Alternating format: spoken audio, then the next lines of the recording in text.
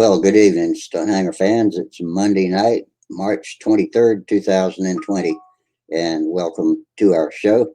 And I think this is the third show I've done in 4 days. So I've had some late nights lately, so y'all bear with me.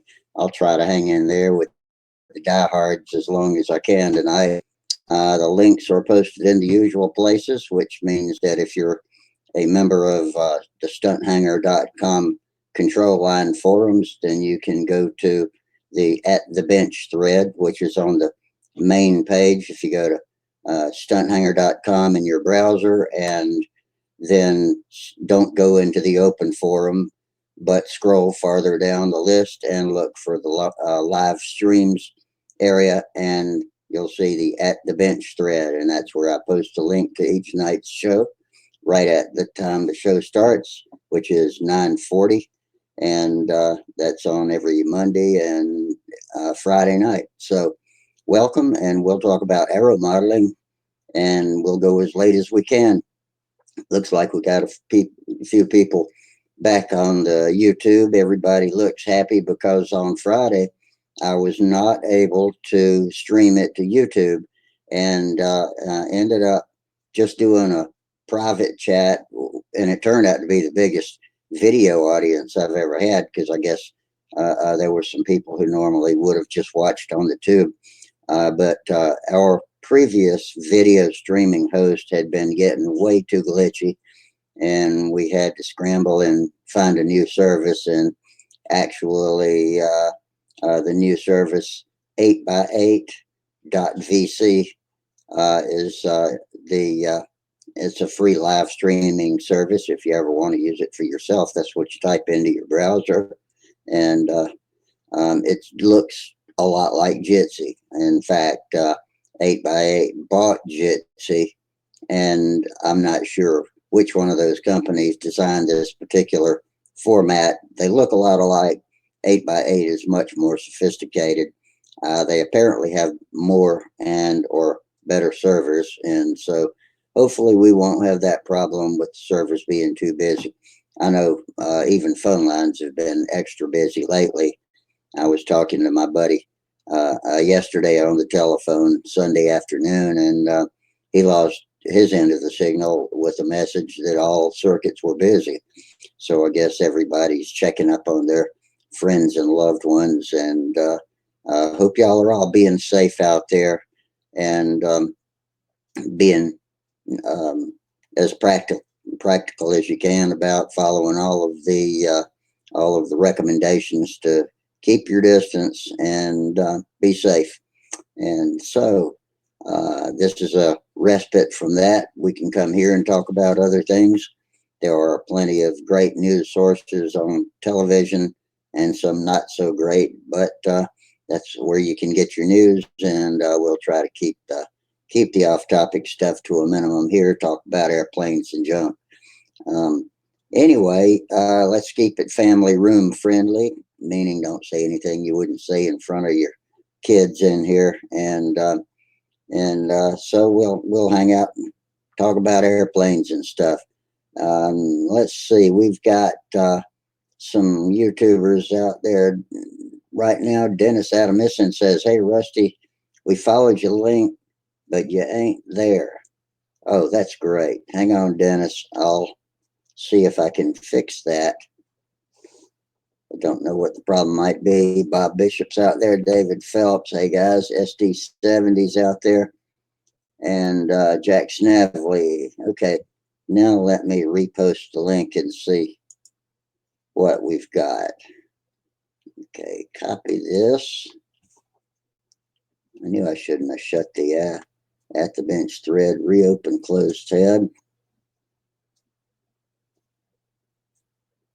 And modify the post. What could be the problem? Okay, I am cutting out the old text and pasting the new text. Call from Robert Snoring Sparky. And here comes a call from Sparky. Hey, Sparky.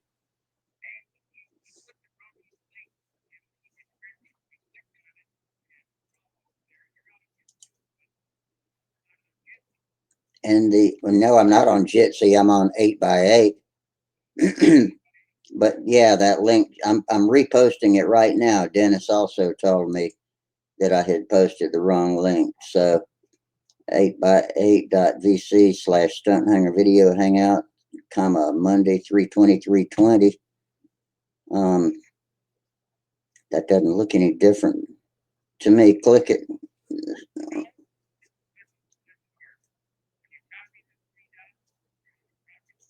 Yeah.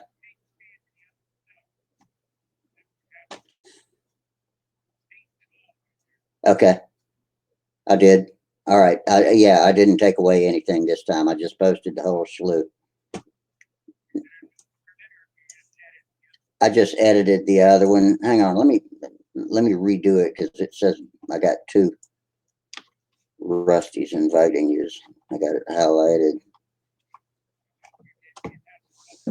Yeah, wait a minute. I hadn't sent it yet. Hang on while I'm going to redo it. Deleting everything now. Hang on. I got to put the phone down. Control A, delete, Control V, and save. Okay, it's saving now. So as soon as, okay, it's up. It's on Stunthanger now. So click on it again and see if that doesn't work. I don't know what the problem was the first time around.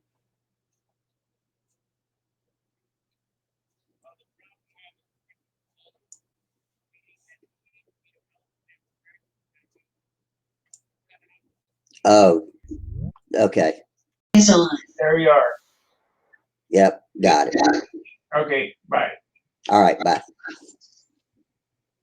Well, my software wasn't glitchy, people, but I substituted for it tonight, and I'd be glitchy myself. So now I'm back, and I'm looking at Sparky's wing, so he must be on there. Dennis, give it a try, and hey, it wouldn't be right if everything started smoothly. So here we are.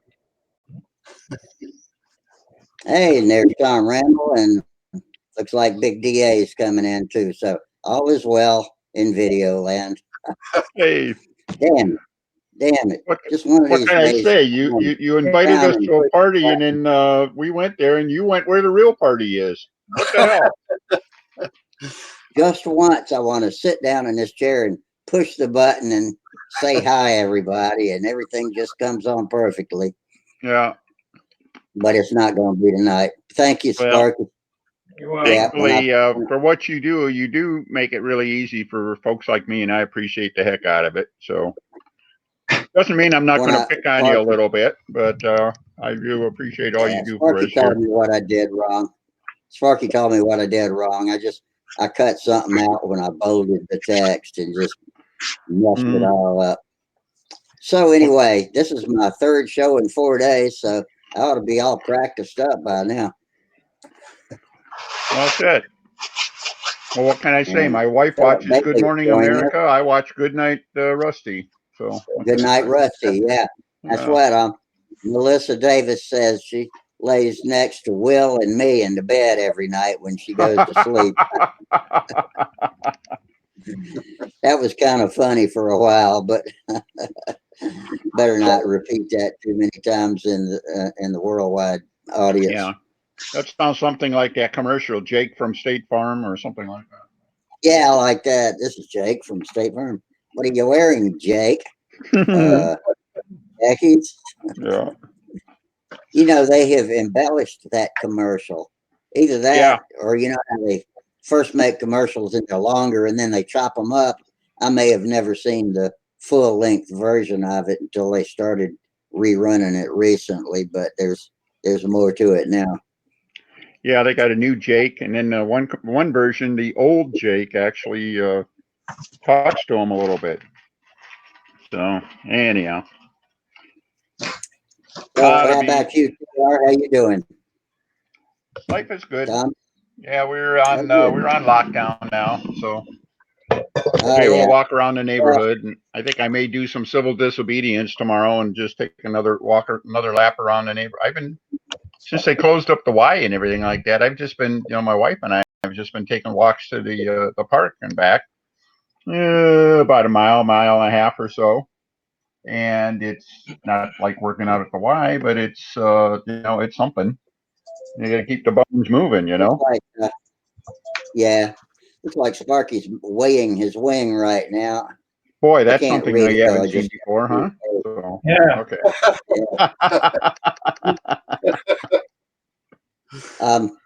Yeah, There's well, at John. least we don't have martial law. It's a voluntary thing. We've got a Yeah. curfew here, and I think they'll Uh-huh. ask you to go home if you're out between 11 and 6 in the, at night. But I don't that's think they've just our talked about a city. curfew, but That's not even our county. That's just our city. And so, There's John. He but, made it anyway. back over here.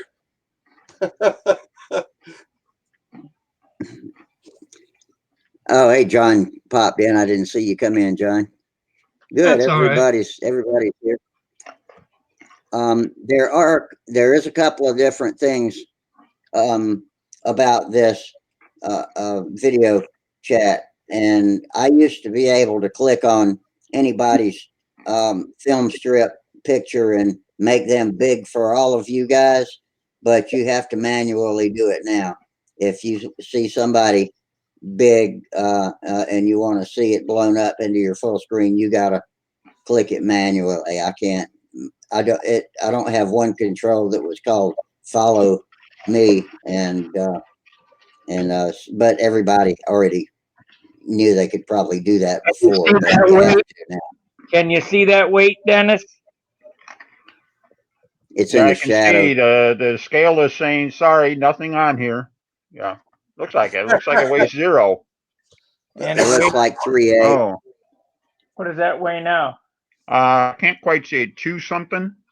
235, is it? That's it. 2.35 ounces. Not Wow. bad. Not bad at all. That's what, a 680 square, or half of a 680 square inch wing, right? 700. 700. Wow. Okay. That's Not bad. amazingly light. Yeah, I wish it was an ounce lighter. Ah, geez. That's what you always wish. Yeah. If it was an ounce lighter, you'd say, "Oh, if I did I could take a little more out of that." Yeah, bore Oh, you well. some more lightning holes in it. Fill Yeah. the ribs full of holes.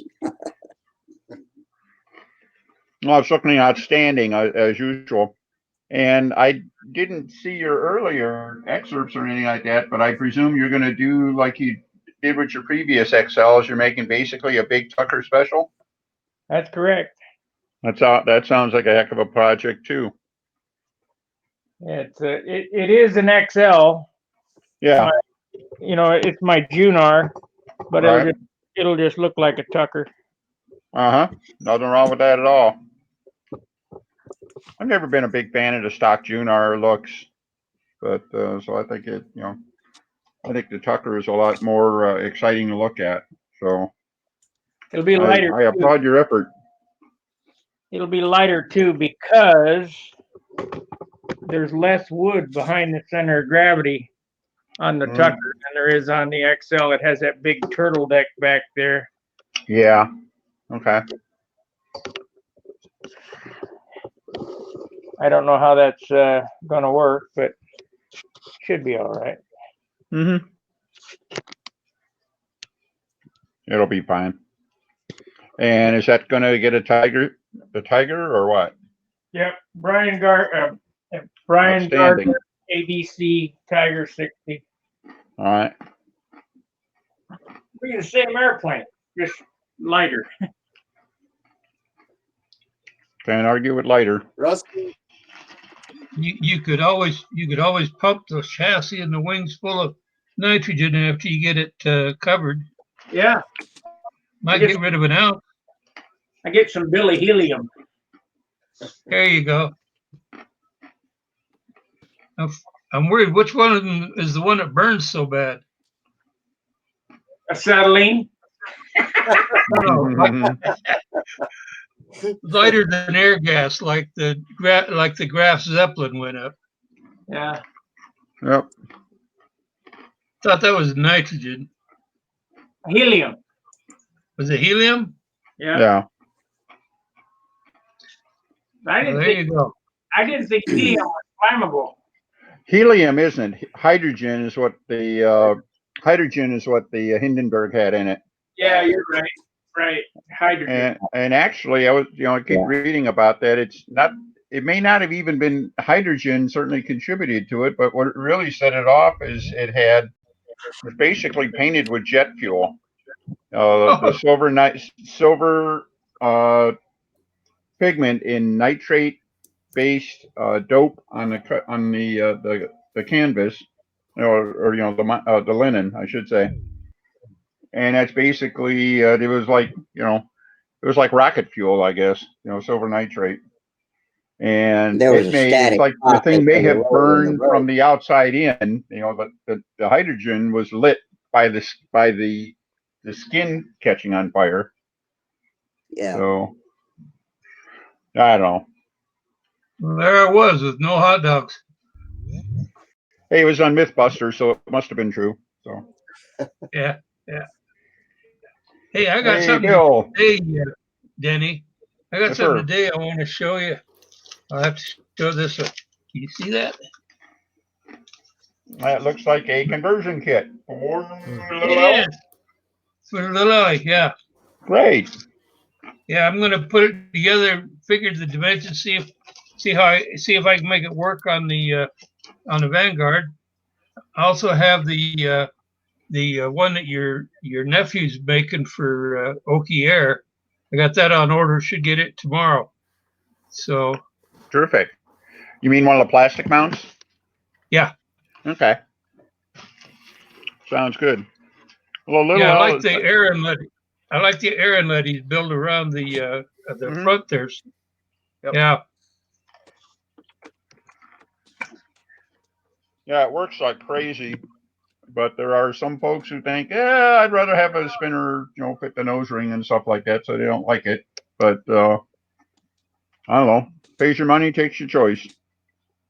Well, I like that annular opening around the spinner.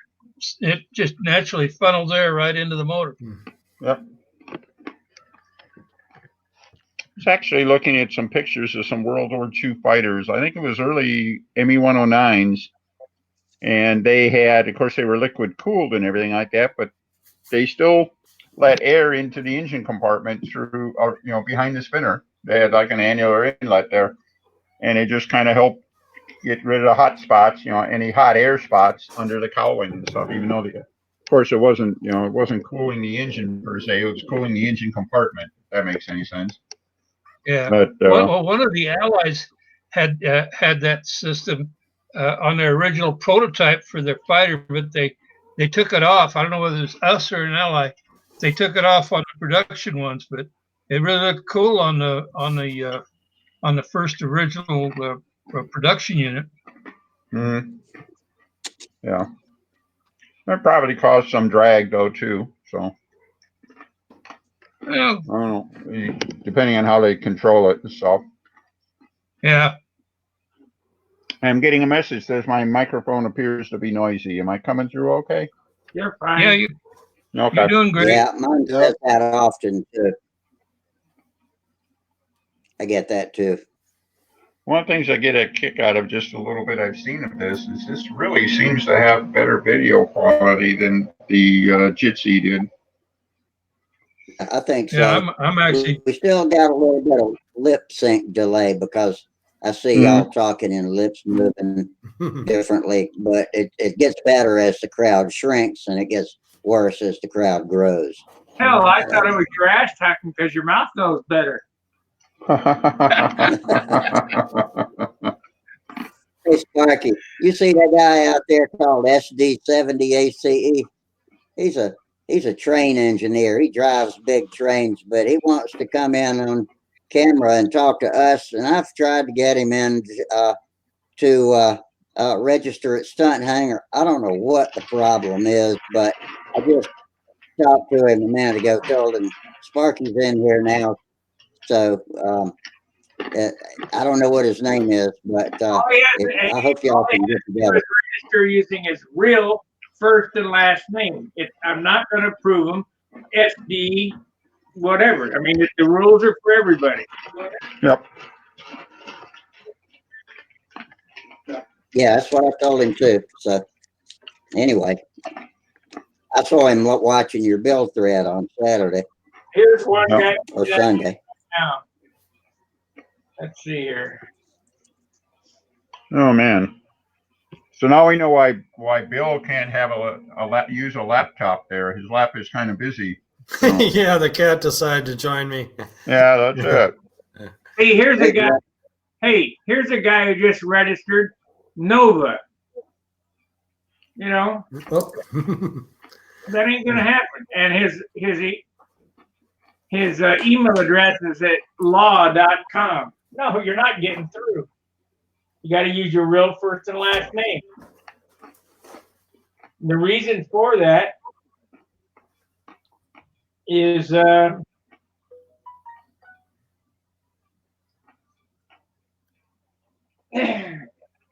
is that computers can't think a space. Come on now. I don't want Facebook.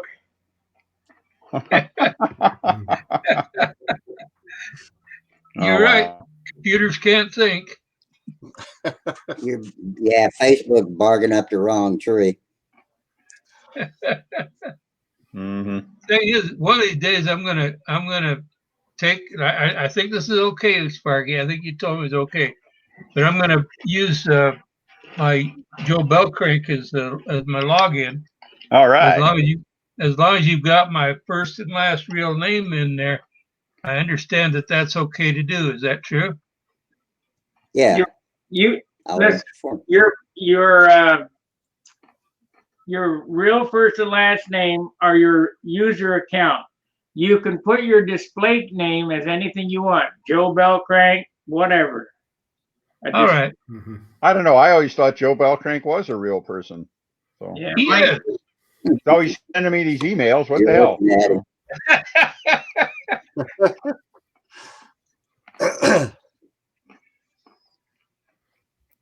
Well, there was a time when there were two Joe Bellcranks.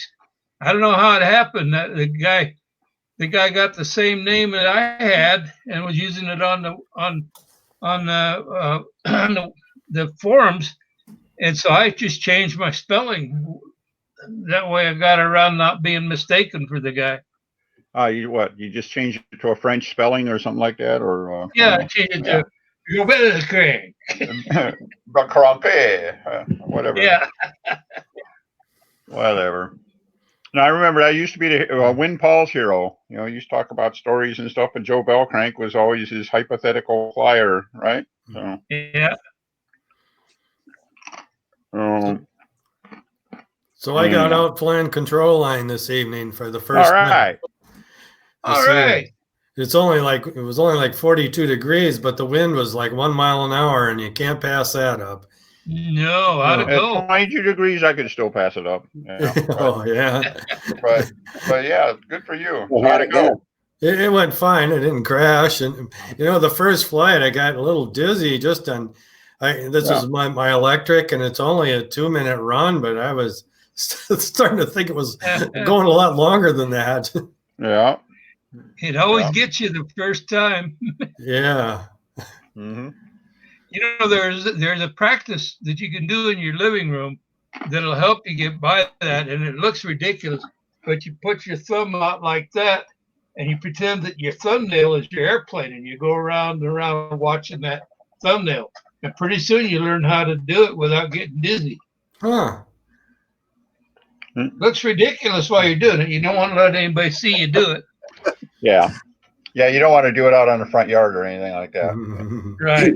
Especially now. But don't you do that now, they won't even ask any questions. So yeah. You don't fall over the coffee table while you're doing it either. Yeah. Well, I was one, I mentioned it a couple of weeks or a couple of days ago, whatever. Naomi Malcolm, Lynn Burrell's wife, does that, and she has a laser pointer taped to the top of her control handle. She's living room flying right now. She does that. She stops to do a maneuver, and she points the pointer at the wall, and basically draws the picture with the laser pointer on her handle and stuff like that. So it's helping her with her visualizations and stuff. And hey, you're up,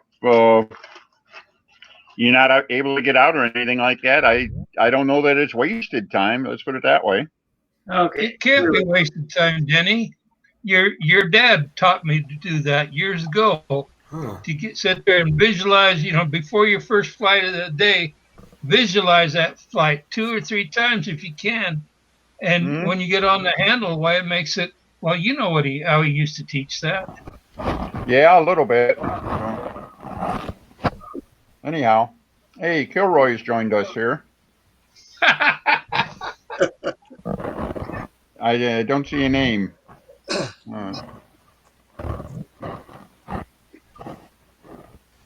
Not yet.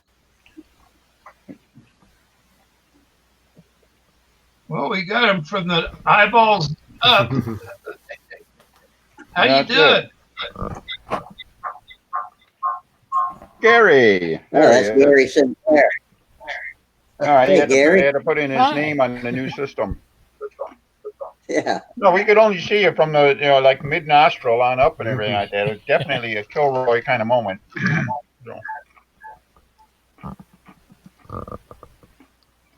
We got some echoing going on. Everybody make sure you don't have another tab open with the video running back there. Oh, Sparky's got 2 open now. It widened very loud here. I'm just giving my tablet a whirl.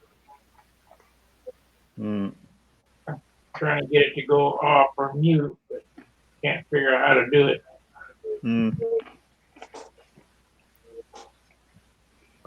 Probably on that one, you can, just in the bottom center of the program screen. will not let you screen share with a tablet. Oh, log out. So how you doing, Gary? Pretty good. Can you hear me? Yep. Yep. Okay. Yeah, I can hear you. We got a little bit of a sound delay going on. At least where I am, we do. So that makes it a little confusing at first. Holy moly. There we go. LB. That's Lynn That Burrell. must be Lynn Burrell. I think we better stop talking about Lenny now that he's here. So, or we can only say nice things about him now, right?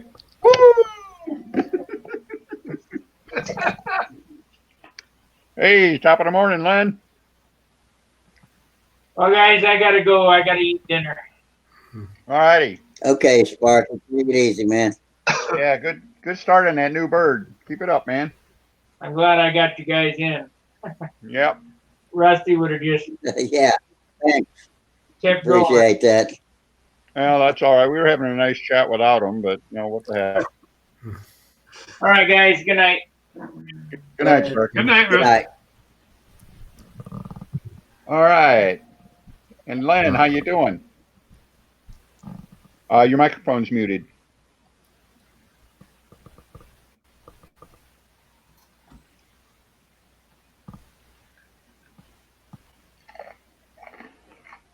Oh, wow. How's that? That better? Much good. Yep. That's better. Am I here now? Okay.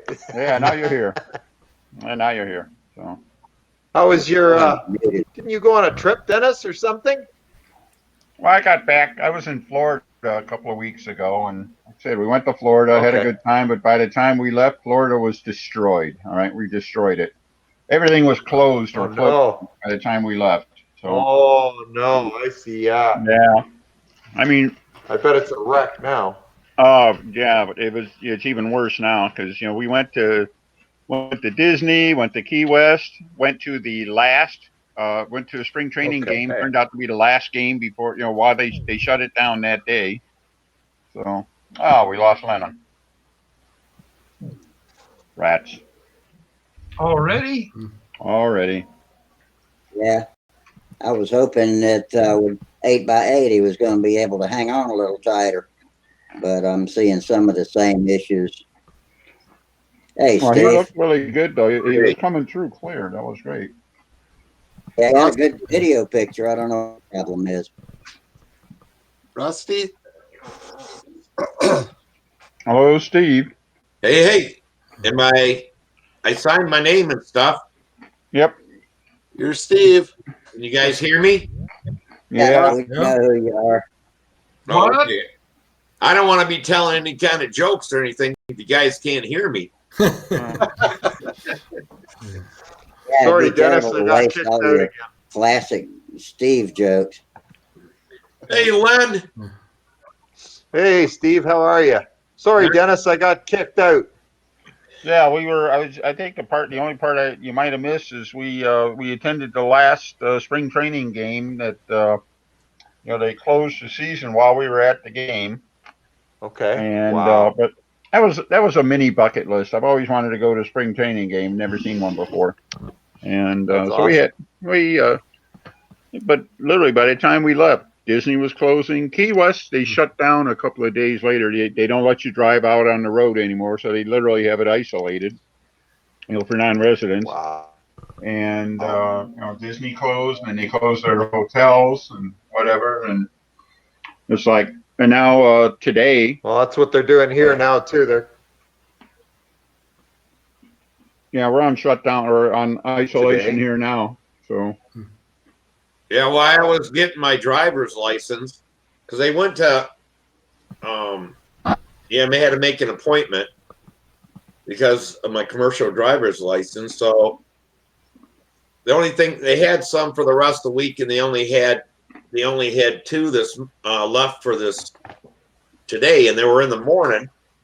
So I picked 10:45 because I'm like, well, damn, I don't know if I can make it there by 10:30. I got there 1 minute early. They got me in. They shut everything down while they were working with me. wow. So I'm like, I asked that lady. I said, "Well, what would I did if I hadn't got in here and been certified through them or however they do the shit?" So she goes, "I don't know. We'll find out, I guess." She goes, "It's federal law. You got to come in for your license." And I'm like, "Oh, okay." State and federal, so I can run on the highways, interstate system. Yeah. Yep. But I wasn't gonna do it. I was just gonna get rid of that damn CDL license. But I thought, hell, that might be the only damn job I can get in the future if something goes on. Well, the truckers are still rolling, so you betcha. That's a good one. Good for you. I don't want to, but yeah, nice They're to have it. everything down here too. Yeah. But today, the governor made his speech around a little afternoon. My wife was out food shopping this afternoon or later than that. And she said that the hoarding was going on again. They were there at the Kroger store buying up everything. So wow. I went yesterday morning to Meijer because they closed. I always go late at night. Yeah. And they never have nothing on the shelves by then or whatever, but yeah, you can still get damn food. So they stopped that, so I went at 8 o'clock in the morning. I got there about 8:03. The damn parking lot was packed. Mm-hmm. I'm like, holy too late. shit. You got to be there. You got to be at the door the minute they open, or you're not getting what you want. Plain and simple. And it's the same here. The only thing I wanted to get was milk, and my mom needed some baby aspirins. That's part of her pill she's got to take every day. Mm-hmm. I go for the baby aspirins. I'm over there. People running, pushing me, looking. I'm like, what the hell? This one lady, I'm like, and I said, what the hell? Oh, excuse me. I got They're running around the store filling up the carts, and it's like, oh my God. It's just Bad crazy. shit. And It's I crazy. called my mom when I got home. I said, well, you got baby aspirins. I said, I weren't going to fight with them people for a damn gallon of milk to save my ass. Mm-hmm. You know, we'll have to do without milk. Yeah. But yeah, it was horrible. Well, And now we'll get a couple of days of that. Horrible here. Now tomorrow morning, you can go if you're over 60. What, in the morning, early hours? Yeah, 7 till 8, 1 hour. Mm-hmm. I'm going to try that, but hell, if it's like that, I'm going to just say screw it, you know? Mm-hmm. But yeah, we only got the one grocery store in town anymore. The other one went out of business, and Wow. so everybody goes there. Maybe I'll have to go into town. I don't know. Mm-hmm. Naomi and I work at a grocery store. It's crazy. I got shit for internet now. It took me forever to get on Stunthangar, and I'm like, well, if it takes me this long to get on Stunthangar, I'm never going to get on the video part of it. But this came in good. Yeah, well, I think everybody's staying home watching Hulu or something like that. I have a Hulu account, and about the only time I can get on it is like after midnight. So. Yeah. Wow. Hey, there's Gerald. I used to have a. But there we go. All the other side of the world gets right on in. What, Rusty? Does anybody know if there's? What? I guess my voice is still overlapping everybody. Hey, Gerald. Can't hear you. Rusty. Okay, He's muted. Gerald's muted. Both his camera and his microphone are muted. I can hear him. I've tried to unmute. Can you see me? Yeah, I can see him. Yeah. Just briefly.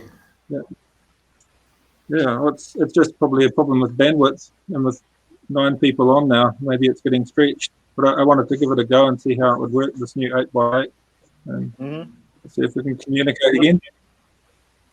But I've got to go at some point and go and sort out stuff for our club. But yeah, the world's turned crazy right now. New Zealand's not unaffected. We're in there with the rest of you.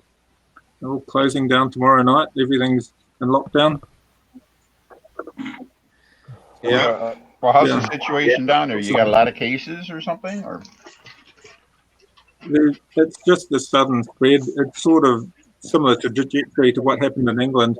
It sort of goes from nothing to a whole lot overnight. Yeah. And they're just very worried about it. And they've decided to close everything down to stop it spreading, because our health system here couldn't cope with a whole lot of cases. So they're just being precautious. We haven't had any yet. That's like 150 odd cases, but for New Zealand, it's a lot for our population. So the Aeromodeling supplies, that'll be the thing we miss, being able to go to our shops and being able to fly freely with our other club members. But I'm sure there'll be ways around a lot of these things. Are there many stores open left now in the States? Or is everything pretty much closed down? Pretty much closed down. Yeah, there's nothing. Everything's closed up now.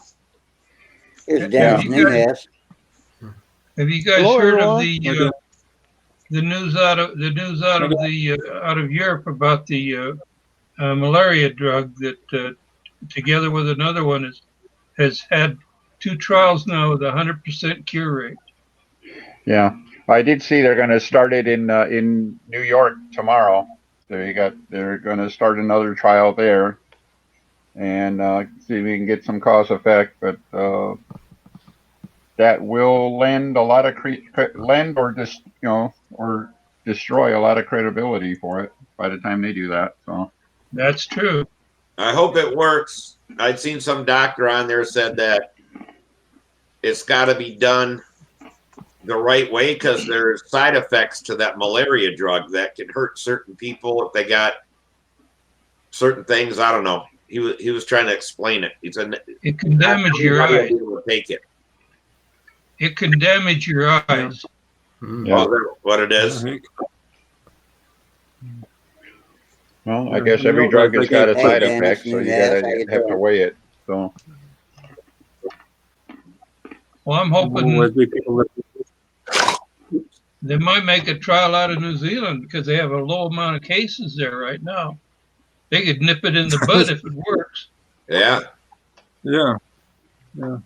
Well, a lot of the Pacific Islands have just like one case. I suppose if you pick the right subject, it would probably be a fairly safe measure.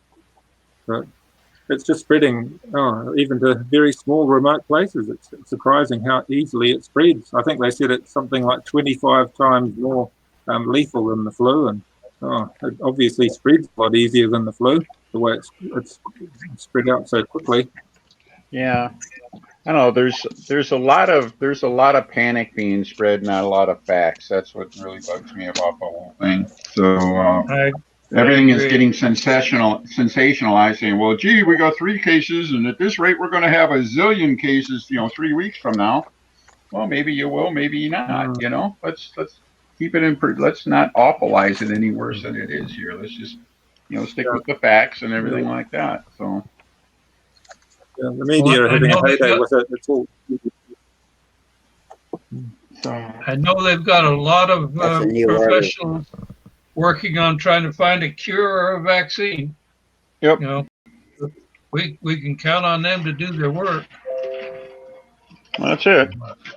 And it'll all sort out. Danny just taught us a new word for the night. Danny just taught us the new word for the night. Awfulize. Let's not awfulize it. Yeah, well. It's bad enough you don't have to make it more, By the way, more awful than it is, right? So let's just try to keep it within bounds. So yeah, at least Samantha's feeling better. Oh, that's good news. Yeah, they refused her test because she hadn't been around anybody known to have the virus. But I guess a girl she works with got the test, is going to get they okayed her. But they got so many people sick there at work, but she went through all the protocol, and they gave her like Flonase. The doctor gave her a prescription for that. So I guess they give you a prescription, the doctor can charge you online or something. I don't know. But yeah, she had all the symptoms and stuff, but last night she started feeling better. And they said usually a week, and it was a week to the day that either you get really bad or you get feeling better. And That's good, isn't it? I talked to her today, and she said that she's still not feeling great, but she's not getting any worse like she was. So yeah. I don't know. I heard when I first heard about it, they said the at-risk people were 65 or older, and diabetic, and some respiratory thing, or smokers or something like that. I checked off 2 out of 3 boxes, and the only thing I could really address is that from now on I'm not going to act my age. That's all. So I'm no longer old. All right. When did you start acting your age? Oh well, I don't know. Evil rumor there, I guess, John. But what can I say? I still build toy airplanes. What the hell? That'll keep you young, won't it? That's right. Yeah. look at that wing on the bench with a motor ready to install in it. That's it. Look at that. Electric. A flying What wing. is this thing? What is this? That goes right in the middle of that wing. You mount it right there at the leading edge. Absolutely. You can bury it right in the high point of the wing. So. Well, just in case it doesn't work. Now, don't forget, you got to manually click. Like it's all reliable. Oh, okay. You're gonna use that for a stooge? What, this? No, that thing in the box. No. So you can use it for jam it down, step it, jam it down there in the dirt. Profile. Got the admission node. Yeah. Russell at was that Oki Air Products? He talked me into that. He talked me into the Cobra motor. So Very good. Is that just we're going to be doing exactly some like your other airplanes, just an electric now? a little bit different, just slightly. I made a few little design changes in because of being electric, but also I wanted to change some of the numbers for the tail, the stabilizer and elevator, a little bit bigger than what I had before. I like that And 3-star then the distance- system you got there. You got the outer The 3-spar. Yeah, see the two on the outside and one in the middle. I don't. Two on It the looks like outside, a one in round the middle. star. I'm shitting with you. Oh, okay. Talking about your wing jig. Yeah. Steve's still being Steve, huh? He hasn't changed. That's it. Yeah, I remember in the How do I the, mute him? I remember back in the day sitting there at a table building a wing in my lap, you know, Yeah. and they used to fly fairly good, at least as good as I could. Nowadays, you know, we got them jigged up and jacked up and twisted up, and That's it. I don't know. Got your building board, your glass building board, leveled with playing cards under it and everything like that to get it out, make sure it's all perfectly flat and whatever. Well, yeah, I had that friend of mine. We were in Canada, and the guy we were staying with had one of his kits, and he was saying, "Yeah, you know, this fuselage is, you know, I got to figure out this fuselage and get it on the building board and stuff like that." Len's like, "Go get that kit. You got some CA?" He said, "Yeah." He goes, "With CA, you don't need a building board anymore." And he's sitting there and he puts in, he's looking at shit and he goes, "Hell, you can tell if stuff is square." And hell, we sit there in an hour. He had the whole damn fuselage built. He got a knife out. He was shaving it. It was sanding it. By the time that we got ready for bed, the guy had a fuselage ready to start the cover. It was just crazy. But he said, "Yeah, with CA, you don't need a building board anymore." He goes, "That's just when we used alphatic resin. And it took overnight to dry." Yeah. Yep. Building planes back in the day, you know, with Android or whatever, it was kind of a labor. You'd glue till you got tired, and then you had the excuse, "Well, it's got to dry before I can go any further." Yeah, the good excuse, that. Yeah. Well, did you ever sit there and just watch the glue dry too? So I done that. I've done that too. Look at it. What's next? Look at it. Okay, well, tweak here. Look at it. All right, tomorrow night I'm going to do this and whatever. Yeah. One time I remember. One time I remembered why you were told not to laminate with Android. Yeah, I think it was 6 weeks later. I popped it open and it was still wet in the center. Yep, absolutely. Yeah, drawing by decoration. I mean, we used to use polyester resin, and man, talk about a stink. Oh man. Oh, that does stink. Stuff, though. Polyester was really quick, especially when you got too much hardener in it. It was real quick. Does anybody actually use contact cement for laminating, like putting doublers on fuselages or anything like that? I wouldn't dare. I never have. I've heard of people doing it. I've never done it myself. I used I'm not even sure what contact cement but is. that's for paper, you know, paper to wood or paper to metal. So some of the free fly guys are using this tight bond translucent glue and like it. I just started using it. It seems like it does dry clear. I don't think I've Kind seen of like that. canopy glue. Yeah, there's nothing stronger than that stuff. But Does it dry hard enough that does it sand and everything like that? It's Can you supposed to sand it? stand pretty good. Okay. That's one of the You things get I like about water-based. Typon, but I've also found I can warp the living bejesus out of something with Typon where I didn't with other glues. I guess it has something to do with the water, soaking into the wood and then coming back out of the wood. It's like it just it'll turn stuff into a banana if you're not careful. And I'm not even sure what careful means. It's like just make sure you glue like opposite side, joints on opposite sides that'll pull against each other or something like that. What do you got there, Gerald? Some of the well, this is a water-based contact cement, and I'd just say be very wary. If it's an electric model, you're fine, but for glow models, the fuel dissolves it really well.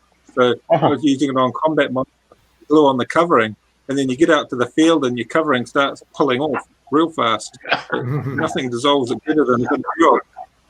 So, it's nice because it doesn't smell. It's very easy to use and easy to clean up, but you find out the hard way with things like that. You give it a try once. Yeah, that's it. The contact cement, I'd never use it for doublers or anything, unless it was electric maybe, and you were very careful. It was like gluing on the old wings with the SIG core bond. It didn't last, did it? Onto foam, bolster onto foam with core bond, and after 10 years, it all delaminates. Yeah. Yeah. Well, how many of you had all of your best Levi's that you wore to school had glue patches all over the top of your thigh where you spill it or wipe it on your pants? That's it. Take your pants off, and he would stand up by themselves, right? So, yeah. There's so much glue and stuff on them. They were like plasticized. So, absolutely, all my favorite pants were like that. So, you'd walk around. You look like John Wayne wearing chaps, right? Just kind of.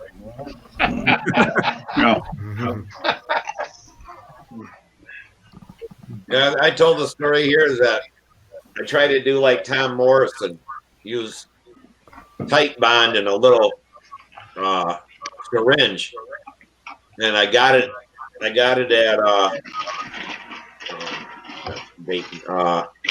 Toledo. Real nice one, made of metal. That thing would do beautiful little drops, easy to do. And I started using that, and it worked real good. I was up real late one night, and I was getting tired, and I was, pulling stuff.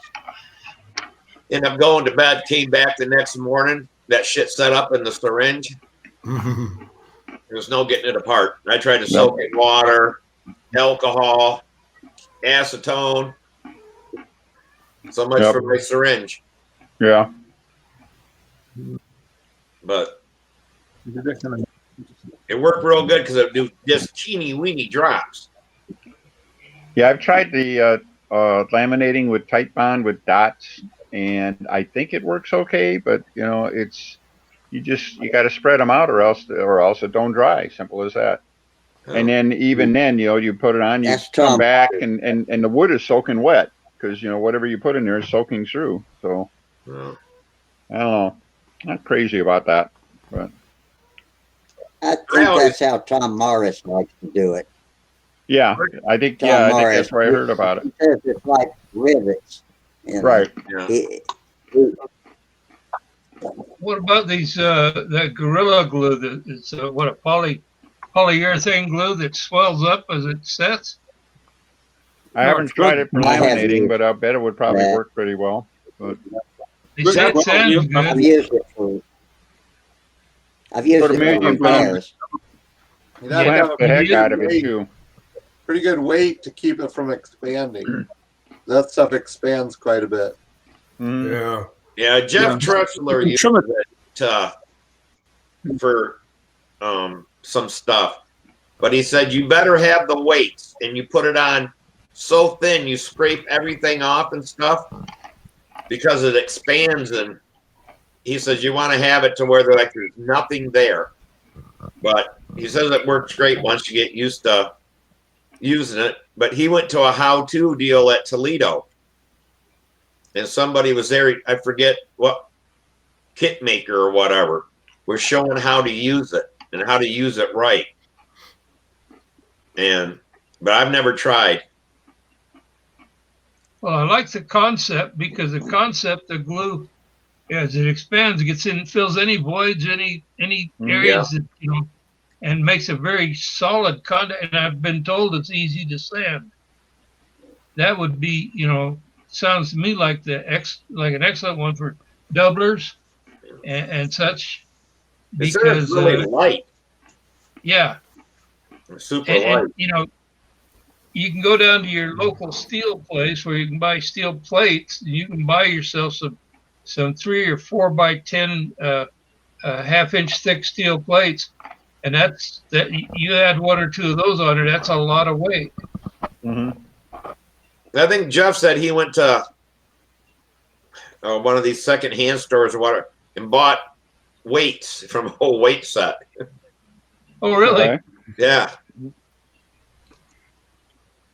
He can weight it down with them.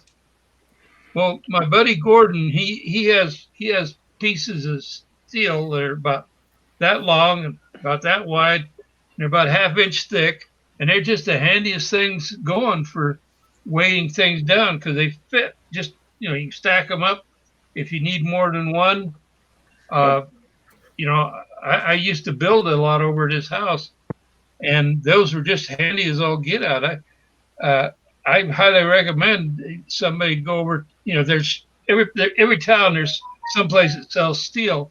If you go in there, they've usually got scraps, and you can buy those scraps up for next to nothing, or at least a reasonable price. Yeah, I got the for weighting stuff. Yeah. Yeah, battery. That'll do it. Yeah, I got the Tom Morris weights. They're like 1/2 by 1/2 by 4 inches or so, and they're really, really nice for just what you're talking about. Just put a few of them on, many or as little as you like. I like them like building a wing or something like that. On you know, you get it on a jig and stuff. You like holding the spar down or something like that. You just put the weights along the edge of along the edge of the the top of the spar or something like that to hold it down, or glue down the trailing edge planking, have something hold it down, stuff like that. And of course, if I'm laminating something, I usually I just cover it right up with the weights and everything like that while everything sets up. So what I always use, I just happen to have, is that I would always use bags of shot. Yeah, that'd be great. Yeah. And they'll form around stuff, right? And I got from way back when. I still got some little 5-pound bags of like double op buck and stuff like that I bought at yard sales or whatever, and I can put them on there like on a turtle deck, and it'll hold everything down. And but shot used to be really cheap. Now it's an expensive damn weight. Yeah. Yep. So what's that, Dennis? You got something? I happen to pull. I had to do some under-counter fluorescent lamps that had to be replaced, and I put LED lamps in. And so I took the old lamps and cut the ballast out. And these ballasts weigh quite a bit, and they're pretty readily available now because when you switch out, the LEDs don't need the ballast. And nice flat surface. And then you can stack them up, and they work really, really well. Yeah. And they got holes in them. You can screw it right to the wing so they don't slide off and stuff when you. I'm going to use it as tip weight. All right, who was looking for the mute button again? I forget. Oh, come on, Dennis. That was pretty funny. That was good. I'm just jealous I didn't say it. That's all. Oh, man. All you guys remember, you got to manually click on somebody to see their big picture nowadays. Yeah. I can't do it for you anymore. And Rusty, that's a problem with the YouTube feed, because I was watching the YouTube back, and some of the time someone's saying something, but nobody, or you didn't click on them, so that it doesn't go to the YouTube. They're not expanding. Oh, I guess I need to do it for the YouTube then, don't I? Yes. Is this 8x8? Is this Okay. part of Jitsi? 8x8's an older, larger company that bought Jitsi. Jitsi, they left as a separate entity, their own employees and their own servers.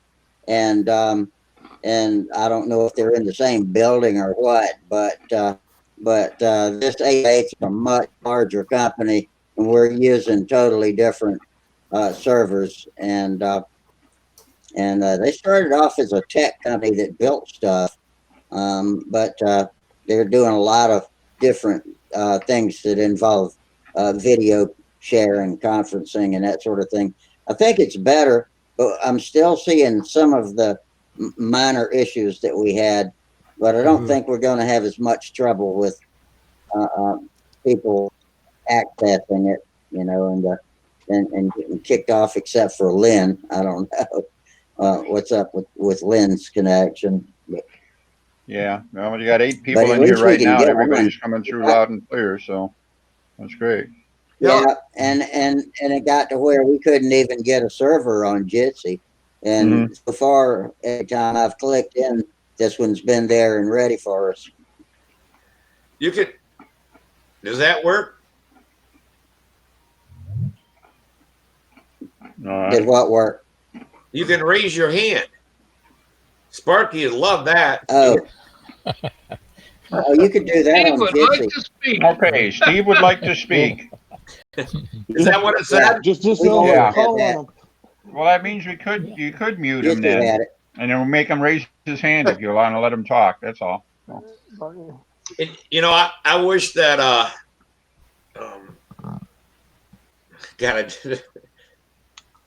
Naomi and them would get on, because there's closed caption and you can ask for subtitles. Eh? Yeah.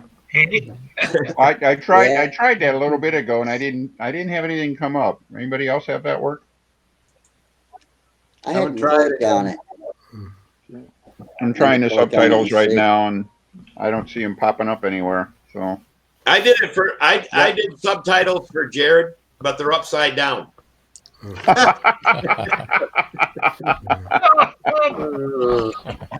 Oh, my camera's just turned around to me. Yeah. That's it. That's it.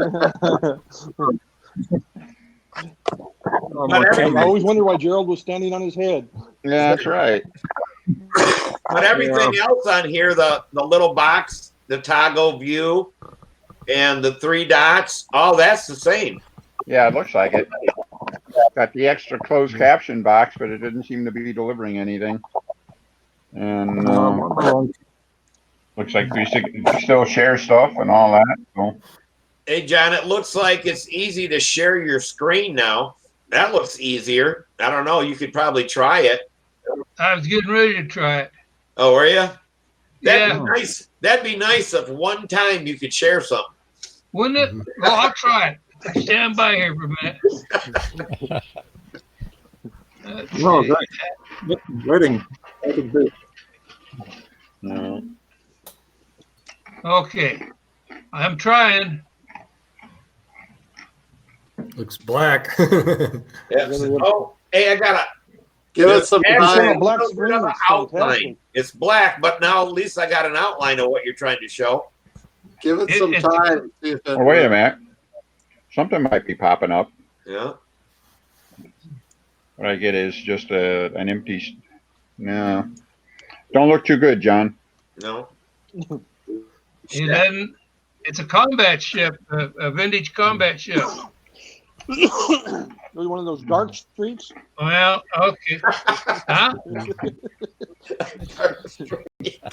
It goes so fast you can't see it. I guess. Oh, damn. Oh, well. Still can't do it. Hey, Gary, where Almost got there, though, didn't I? Gary, where are you from? Hey, John, what kind of computer? Marietta, Ohio. I'm on a Okay. I'm on an Asus computer. It has a quad core on it. Okay, that's not the problem then. You I know think what? it's more to do with bandwidth than the computer. How old is your router? It's not that old. Oh, okay. Though I'm out in the Boontoolies, so my service is through Frontier, and the router's sitting right here next to the computer. Okay. Yeah, when I was having all them problems, Rusty, he's like, "How old is your router?" I don't know, 3 or 4 years old. I look at the date on it, and some bitch is like 14 years old. So I went buy another one, and now stuff works so much better because Rusty told me about it. But for a damn year and a half, I was fighting with this stupid thing all the time. And for $79, all my problems went away. But well, this I is the one reboot my that router before I start every show. oh, you do? Did you hear this what I is the said? one they gave me when I started the internet service, so it's the only one I got. Okay. John, what you can do, go to speedtest.net I'm going to try. and you can test your connection speed. Yeah, that might be. Oh, yeah? That might be a good one. Yeah. Oh yeah, there's a million of I'll those try it. speed tests. Yeah. I'll try it I right wouldn't do it now. now. I wouldn't do it now. But Oh. No, don't do it while you're on. Speedtest.net. Okay. Speedtest.net. Yeah, do it when the computer. Do it when the computer's not busy at all. And, Yeah. yeah, there's a All right. million of those speed checkers out there, but that's fine. Speedtest.net. Okay. Reboot your router before every show. Reboot your router before every show too. Turn it off and back on. I could do that. Huh. Well, hopefully as things get going, I'll have my mainframe up, and that'll be fun. It should have, it's got like 16 gigabytes of RAM in it, and Yeah, it's got a 6-core processor on it. I don't suppose you sounds got like that. you got some power there. Yeah. I don't suppose that combat plane is Well, there's a black ring on your site or anything, John, is it? No, it's not on the site at all. Okay. Can I anybody really ought to. ringmaster? Say what?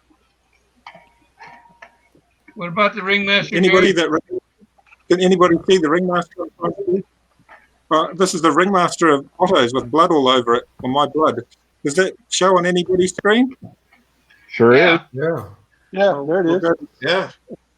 Oh, yep. Uh, Oh, that's good. So I can do it. Okay, I'll stop sharing now. Several shades I of know it green. worked, so I'll go. It had that was one where I tried to bump. I bumped it back with my thumb for him to use the electric start to start the motor, and then it bumped back and got my thumb, and there was blood everywhere. I was behind the plane when I did it. But yeah, it's just unlucky, really unlucky. I wasn't trying to flick the prop; I was just moving so he could use the electric starter on it, and then it bumped and got my finger. Damn. I start all my engines by bumping them back. Yeah, well, I hadn't had one where it bumped and bit. That one, that was a case of just unlucky. I wasn't prepared. Can you hear us, Tom? How many of us have cut their hand like that on a prop and gone out and flown it anyway? Yeah. Yeah. Many. We've all done it. Yep. Yep. We've had some nasty injuries over time. But No, it doesn't really matter how small the motor is from. Sorry, Steve. Oh, his picture was frozen on one and it was black on the other. But I see he's moving again. Yeah, just got it slow patches. I think it's working out. Can you hear me? Yeah. Yep. Yep. It's going again. Yep. Yeah, I thought I might try the 8x8 with some of the local aeromodelers here in New Zealand just to see if we can have some communication now that we can't really have club meetings anymore. And it seems to be a fairly good platform. Yeah. Yeah, it sounds like a good idea, especially now that everybody's on lockdown.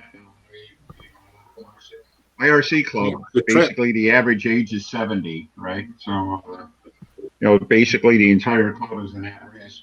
And so there's won't be any more meetings or anything like that. But, oh well. Okay, I'm raising my hand now. But You gotta go to the bathroom, Steve? Yeah. You need a hall pass? This is probably, you know how the big thing was is that these kids that are like 35 years old that don't move out of their parents' house and stuff like that. Yeah. Uh-huh. Well, being home and just nothing to watch, I watched Bonanza. That's been happening a long time. He's got 3 sons that haven't moved out of the house, and they're all in their 30s. I'm like, you got that one nailed. You sure do. And none of them even have girlfriends. I'm like, they must have had electronic devices back then they weren't telling us about. They only had one they change had of horses, clothes. Steve. Oh. They had horses, Steve. So I got a little story. Here about a week ago, I was slope soaring. There's bluffs around where I live, and I was at this scenic outlook, and this woman comes here with this dog that's so hyper, and darn, the dog jumped over the stone wall, and it's like straight down, maybe about 40 feet, and I see her grabbing for the dog, and then she was just hysterical. And I go over there and I look down and here the dog is running around. So I think there was like enough brush that it slowed its fall. Damn. How'd you get it back up? Well, you could go around. There's another side where it's you can walk down and it's not that steep, but it's like really steep by this wall, and then it's fairly steep. It's 500 feet high, from the base. But, wow. But I mentioned this to some other people, and they'd seen other dogs. There was like 2 others that had done that. I thought dogs are smarter than that, but they probably used to jump on a fence or something. How many of you had a dog go out in a circle and try to catch your airplane? I have several times. Yep, I've had that happen. Not my dog, but I've had that happen. Yeah. Yeah, it can be quite a hazard. Yeah. We normally have the cat. I've heard of 1 or 2 dogs actually catching the plane. Oh no! Yeah, it doesn't sound good. We normally have the cats walk out when we're flying at home. The cats will walk out into the circle. One cat in particular, he'll walk out, and you're worried you're going to step on him because he'll walk around your feet. Oh, really? They catch like Yeah, they come out and they watch us fly. We've got 5 cats, and they 2 or 3 of them will normally join us each time we go flying. And if they've got the deck chairs or whatever sitting out there, they'll jump on your lap while you're trying to get things ready, and sit on the flight boxes and. Yeah, but we generally get off the planes. I have to say they're well trained enough that they stay off the planes. And that can be a problem with an untrained animal, a dog or cat that's not trained, and they put their foot through somebody's covering. No, that's our normal cats. Well, that's like Samantha's baby. We only had it a week when we took it to the first contest and stuff. She's fine around airplanes until Samantha flies. Once Samantha's flying, she wants to run up. She's barking and stuff. We have to tie her up or she's going to be in the middle of that circle because it's like that. She doesn't like that plane around her or something. But anyone else flying, she just sit there and watch. And all right. Yeah, we've got a chap that regularly brings his old Labrador out, and that just sits around and watches. It never gets in the way. It's always quite pleasant having a dog that's well trained and mellow. Yeah. Well, I think as they get used to the sound, I mean, she was just a puppy, and when they're a puppy, they don't pay attention to shit anyway, so it was easy. And she was around, every week there for a while, and she's just fine. I had some buddies when I lived in Wisconsin. I had some buddies that would fly out in this old cow pasture, and they'd be flying along there, and you look over pretty soon, all the cows from the pasture next door to them were all lined up to the fence watching them. Back and forth. That sounds like I never knew cows would do that. or something like that. Horses will do it too. Will they? Yeah, because we got a flying field, and some of the people there, the field next door, they had horses and stuff, and they were afraid it was going to spook their horses and all that. And a friend of mine, Rich said, no, horses love to watch airplanes fly.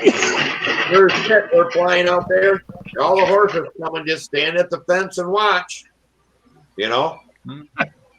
Maybe they thought we had a bird hooked on a string or something. I don't know. That's how they thought it was.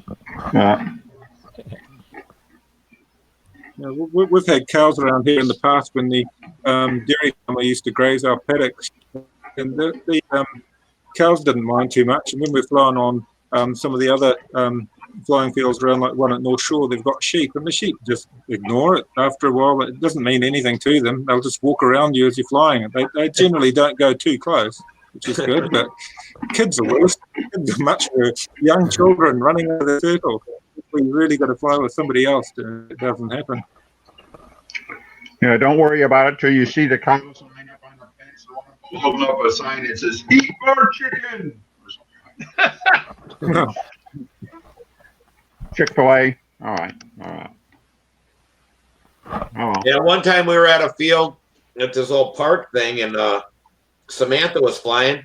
Some girl comes she just walks through the circle while Samantha's flying. We're yelling at her, hey, you'll get hit by that damn thing, What? And it's like, she just kept right on walking. Samantha's flying up high and stuff till she got out of the circle. And I'm like, how dumb was that? We once went out to a soccer field that was kind of hidden out in the woods, kind of the thing. And we're out there flying, and we got there early, about 8 o'clock in the morning. And about 9 o'clock, a bunch of cars pulled up, and it was a girls' soccer team. And they didn't even say a word. They just ran out on that field and started practicing soccer while we were flying. I think they thought we had a throttle or something, could shut it down. We tried to explain to them, get out of there. It don't stop till it runs out of gas. But they wouldn't do it. They finally, we got cleared enough that when it did run out of gas, he could land. But you talk about some people. I mean, it was their soccer field. Sure, we were going to leave, but we had a plane in the air. It had to run out of gas to stop. Yep. Yeah, those things happen. For sure. Yeah, well, you should have did. Yeah, they don't have an understanding of it. Is brought a soccer ball along with you, and the guys who weren't flying, they could have kicked the ball back and forth and say, "No, this is our field." You gotta go find another one. They'd have known by the way us old geezers kicked that ball around that we weren't no soccer players.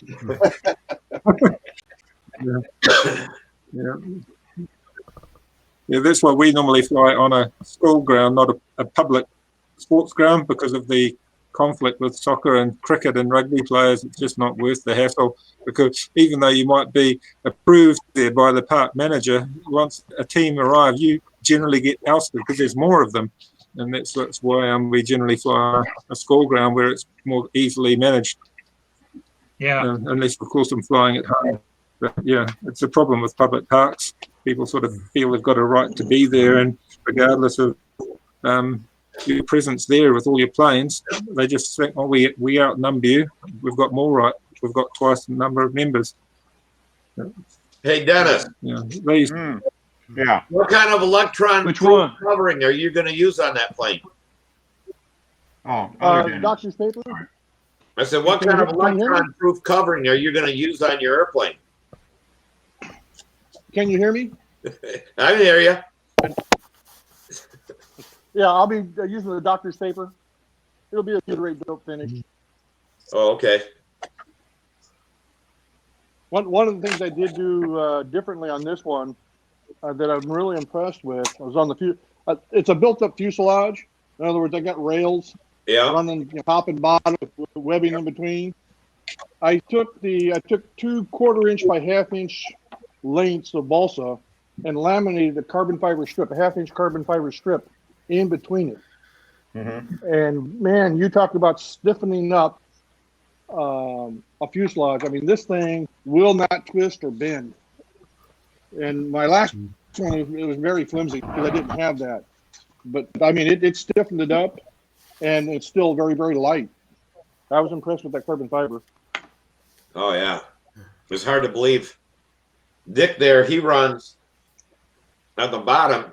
I don't know. You got a carbon fiber arrow shafts. It's really light, little teeny thing, and he just glues that right in the bottom for the bottom part of it, and then for the spine and the back comes up here, and it's hard to believe. I mean, it does not move anymore. It's as stiff or stiffer than a built-up fuselage.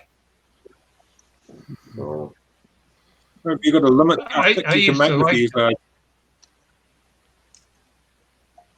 you guys raise your hand now. Can You like Can you speed. use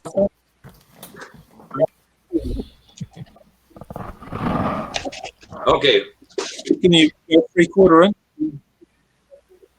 3/4 inch at the Can you use flap 3/4? line. Yep. Yeah, that's the limit.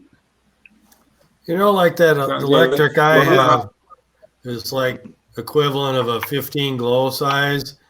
And, you know, it's quieter than a glow engine, but it still makes a fair amount of noise. I think it's just, you know, the prop noise. yeah. Yep. Gerald? Yeah. Are you still there? That Yeah, I'm here. 3/4 inch goes. Okay, that 3/4 inch is at the fuselage and the flap area. It has to be 3/4 inch back from there, according to our rules. And that can be built up, and you make it quite stiff because you got room to build up. You can also, if you want to play around, you can put your push rod inside the fuselage when it's that thick. You basically got a skinny built-up airplane fuselage. Okay. Hey Dennis, where did you get that carbon fiber? It was the Dave Brown product, and I get it through was it Ohio Products? I guess taking over Dave Brown Products. Okay. Yeah. Ohio RC, I think it's called. Yeah. Something, yeah. Okay, look it up here. They sell carbon fiber landing gear, don't they? Dennis? Yeah, I believe they do. They sell a little bit of everything. I think that's who I got some carbon fiber landing gear from. They were real nice. Yeah, this was the stuff I used. Oh yeah. Okay. And it's really thin. It's actually 5 of an inch wide, but it really thin. I mean thousandths of an inch. And I just laid it in with CA, and man, it was hard as rock. Oh, that's good. We got the thing to experiment when we can buy materials again and try it out. I wouldn't mind trying it. I wonder how long it'll be till Brodeck open again. But I heard Brodeck closed down a couple of weeks ago. Anybody heard about that, or No, just the general closure? And I just got this from Brodeck today. Yeah. They said they're super busy. I talked to Brodeck this morning. I talked to him this morning and said they were in the process of a mandatory shutdown, meaning they were shutting down the print shop and stuff like that. But they're still sending material and stuff like that, so you'd still be able to order stuff. But they had basically sent home anybody else, so they can still mail. And then they can't mail order, I think, overseas. So Gerald, that might be what happened to you. I stopped. We shut down all the international stuff. So I think that's probably what happened there. Yeah. So Yeah, just curious. I've heard people talking about that.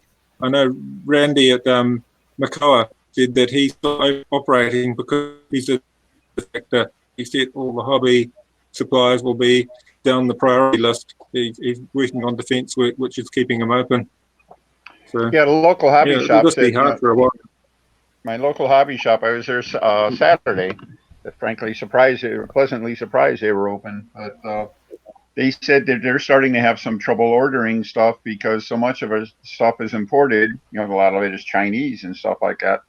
That you know, they try to order it from the big supply houses and stuff, and they don't have it. You know, they don't know when they're going to get it. So yeah, I don't know. big unknown.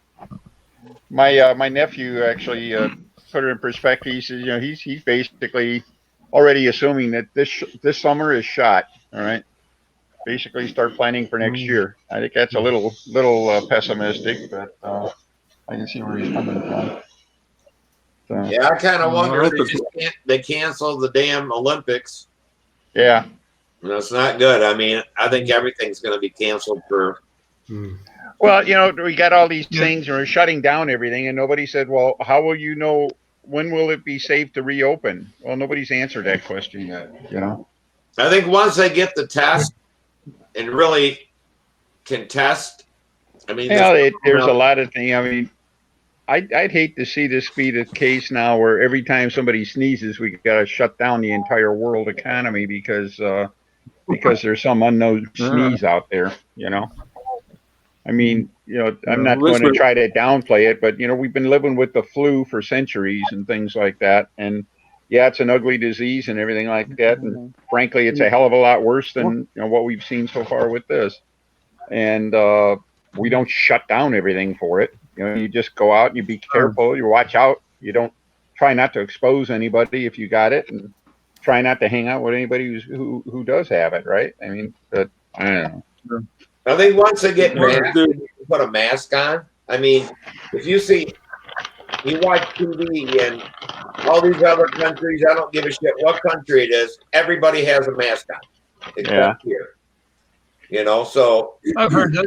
Yeah, I've heard that the mask when I go doesn't to help that much. dialysis in the morning, when I go to dialysis in the mornings, I have to put one on before I walk in, and it stays on for the next 5 hours until I walk out of there. that's how it should be. And You know, they say, well, that's uncomfortable as hell. they said the mask can't keep you from getting it, but it can keep you from spreading it. Well, aren't we worried about spreading it? Yeah. You know, we just don't have it.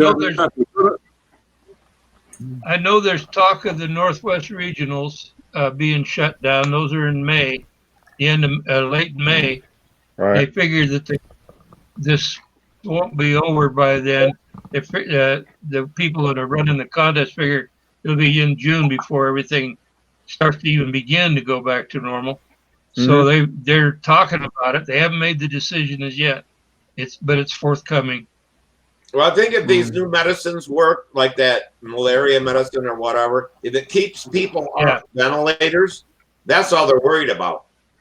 I mean, New York, they're at almost capacity. You know, so people are going to start dying because they can't get on ventilators. Well, they can come up with, even if you get sick, but if they can keep you from having to go on a ventilator, you can recoup at home and stuff like that. You know, you won't be plugging up the hospitals. Well, when it works, Steve, when it works, it really works. There's at least one case I read about where the guy was pretty much given up for dead. And they put him on it, and within 3 days or 6 days, he was up walking around and just fine. Yeah, they said that the antibiotic stuff is actually anti-inflammatory. Right. And it keeps the inflammation is what kills you. That malaria stuff, I don't know, it makes it so your lungs can clean themselves out. But yeah, I think if they can get that to work, then if you get sick, it won't be so bad. They'll give that to you and you go home and you get better, you know, like you do with the flu. Yeah. No, it'll be good if you can get some flying season in. We've lost a couple of contests here because of the virus, but I feel sorry because we've had a good flying season. It's been great weather, but you're coming into your flying season. So hopefully they can have it speed up in the next couple of months and have a vaccine out there soon. It's not nice being in that position where you've got to cancel a booking. We were booked to go to a contest down in New Plymouth, and it's painful. You just think, oh, I've got it all sussed out. I've planned out what we're going to do, and we had another event that my wife was going to go down to. We're going to fly down to Nelson, and we had to cancel that as well. And that's the painful part because you often lose deposits and things, and you're just inconvenienced by it all. But sooner it can get back to normal, the better. Yeah, the other thing they said too is that people that got over it, they can take plasma from them, and that works really well because they got antibodies in it, and your body will start matching it and making it up. But they have to be able to test the people to find out if they got it or if they had it, so they can get the plasma from them. I mean, we just ain't testing nobody here in the United States. I mean, Samantha tried for a whole week to get a test.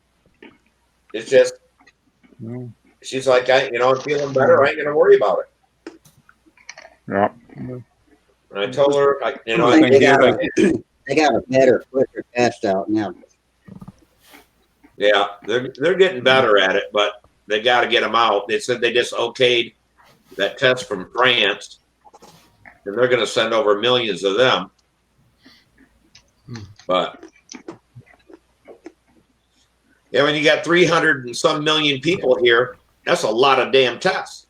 Well, I think you can pretty well figure by the time you get 300 million of anything out there, I mean, whatever it is, it's going to be passed.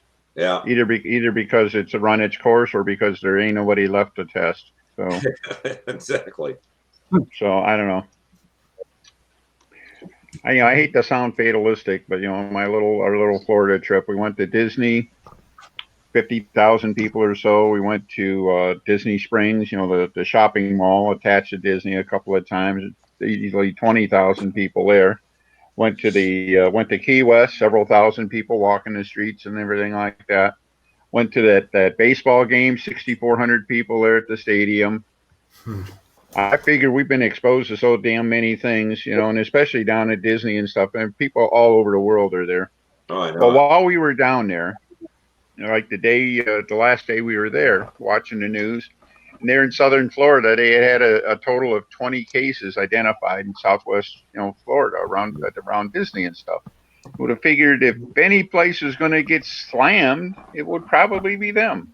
Yeah. And that hadn't been the case, at least at that time. So I don't know. I think we're going to find, like you say, a lot of people, to get the test, we're going to find a lot of people have had it, and it's already in the rear view mirror, and stuff like that. So I don't know. It's like at this point we're so we're so involved with it, with all the shutdowns and everything like that. It doesn't even matter anymore. Gee, are we overreacting? Well, hey, this is where we're at. So let's deal with it and go forward. So yeah, doesn't matter if we're doing too much or not enough or whatever. So yeah, I figure I'll plateau here pretty soon. Hey, all I know, guys, I can promise you, in interest of all of your safety, my computer has antivirus. All right. So I'm not spreading anything to you guys. All right. So. It's not net born. Oh, hi, mate. It just came up on my computer that I need to update my antivirus. Oh, wow, man. I just don't want to catch whatever Steve's got.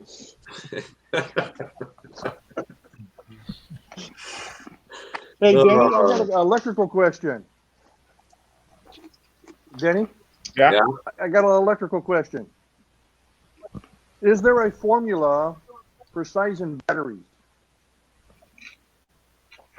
A formula for what again? For what? Formula for sizing batteries?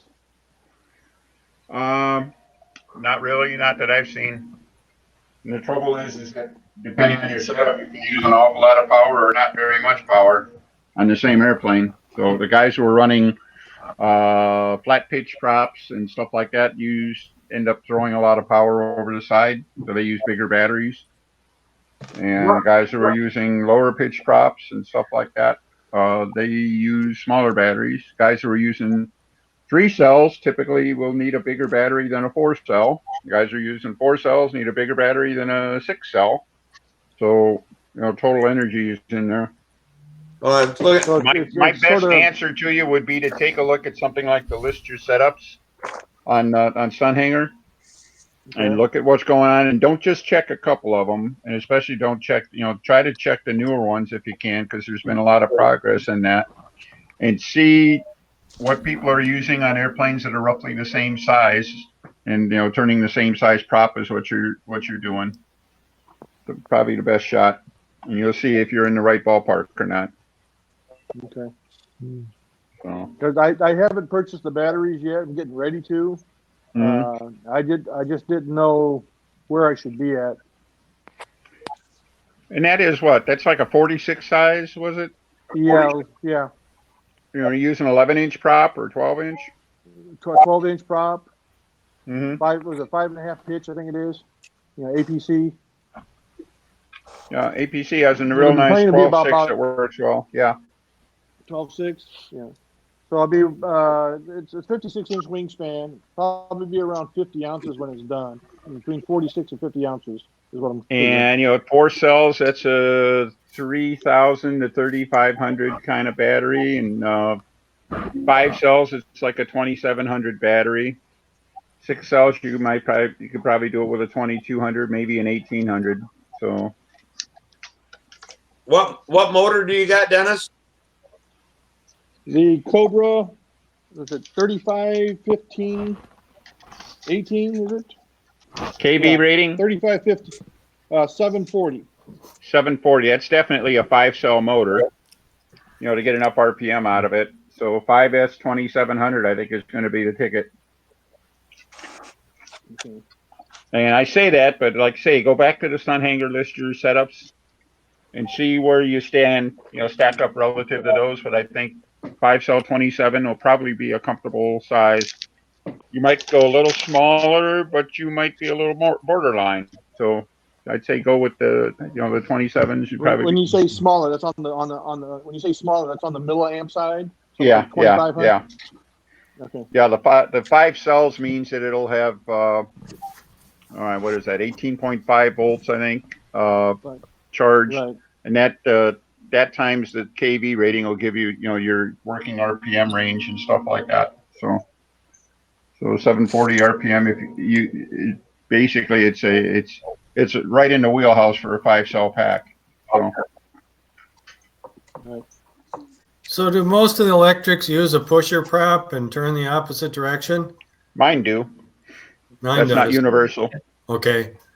Do you know what prop you're gonna try to use, Dennis? Well, the APC was it 12.6 or 12.5.5? I think it is. APC? Yeah. Okay. My understanding is that not everybody's seeing the benefits of the opposite prop, the pusher prop, and for them they're used to trimming one with a counter rotating prop. A lot of them are staying with the counter rotating prop. Well, the big wild card in there is that Igor Berger is making this prop, hollow carbon fiber prop, very thin shell and everything like that. It's weightless, all right. And if you want to use his prop, then it's a normal rotation, period. You don't have any other choice, all right. And if you're interested in the lightweight prop, the low gyro effects and everything like that, that's what you use. Now let's put it in perspective. And I'm the guru for pusher props and all. That's all I use and stuff. But you got to remember, there's been a hell of a lot of contests won with normal rotation props. A hell of a lot of good flying airplanes with normal rotation props. All right.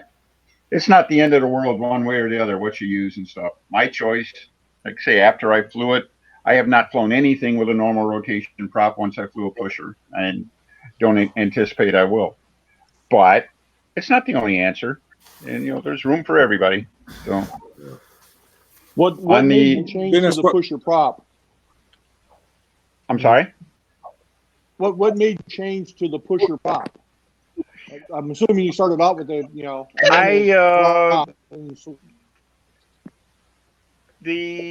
At this point in time, I don't even know a before and after anymore, but the very few airplanes I've flown both ways, they flew at about the same trim. I think I moved the lead outs forward on some, but I might have done that if I had kept flying it the other way too. So I can't say that. I am flying my airplanes on. I got the lead outs further forward than I've ever had in the past. And that's exactly the opposite of what Paul Walker and the boys up in the Northwest are doing. They got the lead outs way far back, and I've never had anything work like that. I watch this airplane; it looks like it's flying just fine, But like I say, I'm flying exactly the opposite. I got the lead outs. Typically, I have the front lead out on the CG. All right, so the back lead out is 3/4 inch behind that. And so that's as far forward as I think I'd ever want to try. And they seem to work just fine. So Samantha likes them because she said that it helps in the first corner, in the hourglass, and on the clover. The first inside loop on that clover is where it really helps. And she feels that at the bottom, you got enough speed on the next one that you don't lose line tension, that it keeps the line tension just about the same all the way through the flight. That's why she likes them. I like it at the top of the hourglass. It's a night and day difference to me. About any place else, it's you can tell a little bit of difference. The outside part of the overhead 8 is a good spot, but the inside part probably is giving something up. Although I can't really tell it. I know that I've got good tension on the other side, though. I don't know. That's what she likes. Well, Dennis, you're flying some electrics now, aren't you? Or are you? No, this is my first electric. Okay. I suggest APC is a good one to choose. They make a righty and a lefty, and go out, put the righty on it because you're used to it. Get the airplane trimmed out the way you like it, and they're already reasonably close. And switch props and see if you can tell the difference, or see what the airplane tells you. Yeah.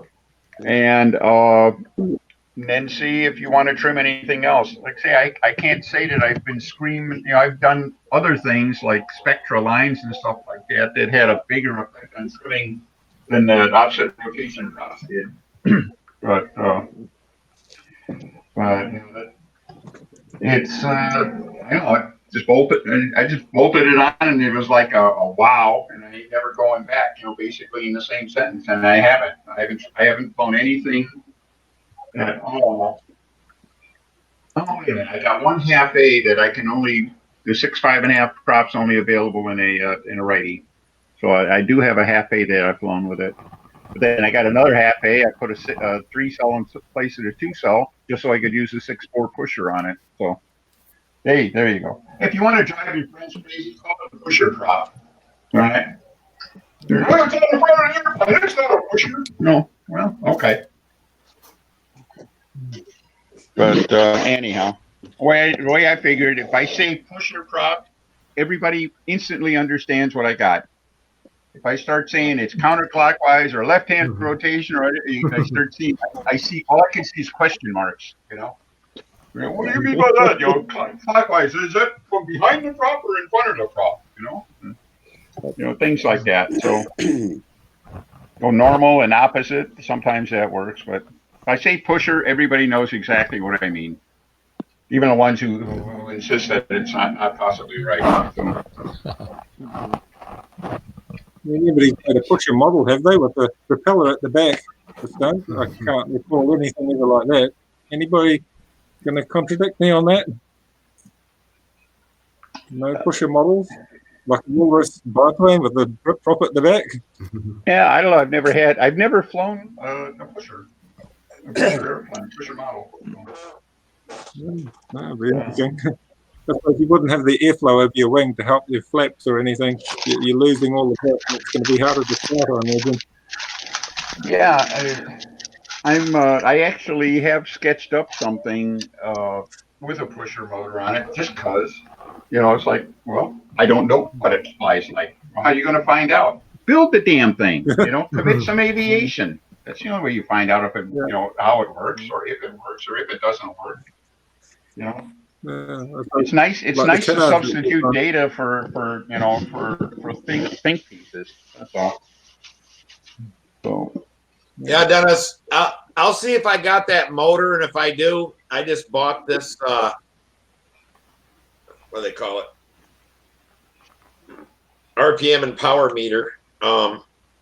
It's basically it'll register how much thrust the prop puts out, how much battery it uses, and all that kind of stuff. Wow. So, but I haven't. I got to get it mounted and get it hooked up. But I can do some. I bought this, so I can do some testing on some of that stuff. Find out exactly. Cool. How much did you pay for that? Was it expensive? They had it. They had it on sale for, I think it was $69, but it cost like $20 to have it shipped from China. But yeah, it was over $100 and some bucks, and they had some kind of clearance on it. I don't think they're going to carry it anymore, or if it was, they had some Hobby King had a sale. They had props on sale and this and that and everything else, but it was like that one time Chargers, they had them on sale for $6.95. And I bought 4 of them and I gave them out as Christmas presents. And I thought they were discontinuing them. They're still on there, but now they get $30 some for them. How in the hell they can sell them for $6.95? I have no idea. But they work so good. I wish I had kept them all for myself. That's How's it. it going, Mike? What do you think out of Mike? He's sitting there. Maybe he's not getting bored with all this electric talk. I'm just listening. Oh, hey, now, Mike, if you were here, remember last week, Mike has got a new collection of electric airplanes. Mike's got 3 electric airplanes now. That's it. So he's got to listen. Slowly but surely, he's going to be listening and absorbing, so he can come back in a year or so and kick our ass. That's all. Yeah. So. No, those Hey, airplanes for me, Gerald, I want to tell you something. Since Mike came on, it reminded me. I told him the other night that you can bring the boys on now. We're not restricting kids that are on for rental supervision. So they're free to come show us their art or talk about their planes or whatever you want to do. Oh, that's good. I'm right there. Yeah, well, they're trapped at home with me now. Their school's out at school. So, yeah, they'd be quite happy to show you what they're doing. So I think I'll have to probably head off soon anyway. I can see Alina waving at me out the window there. So I better head off and get other things done. I'm supposed to run a meeting tonight for our club members too. I might try coming back on 8x8 at a few hours' time and try doing that. But yeah, it's been great talking to everybody tonight. So good to see you. I'll bid you all good night. Yeah, I haven't seen you for a while. Good to see you. Tell the boys we want to see their airplanes and their art and all that kind of stuff. Absolutely. Yeah, they'll be happy to come on. Take care, Jerry. And, take care, Jerry. Okay. Oh, good night, all. Good night. Yeah. Hope you're all safe. Good night. Okay, good night. I'm gonna sign off too. I gotta go to work tomorrow. So we'll see you guys. Wow. And too bad you didn't live in Michigan. They canceled work in Michigan tomorrow. Yeah. I'm actually working from home, but oh, okay. Oh, well, that don't count. Still have to get up and work. Okay. It'll be a bitch if you're late for work and you're working at home. I know. Well, they can tell too because I sign onto the computer. Yeah. Well, just pay your wife to get on. Yeah, I'd have to get up early. Say, honey, I'll give you $20. Thing automatically open a browser on my computer. All right. Good night, guys. Good night. Good night. Good night. Denny, what are you using for a battery checker at the field? At the field, I really haven't been using Yeah. one.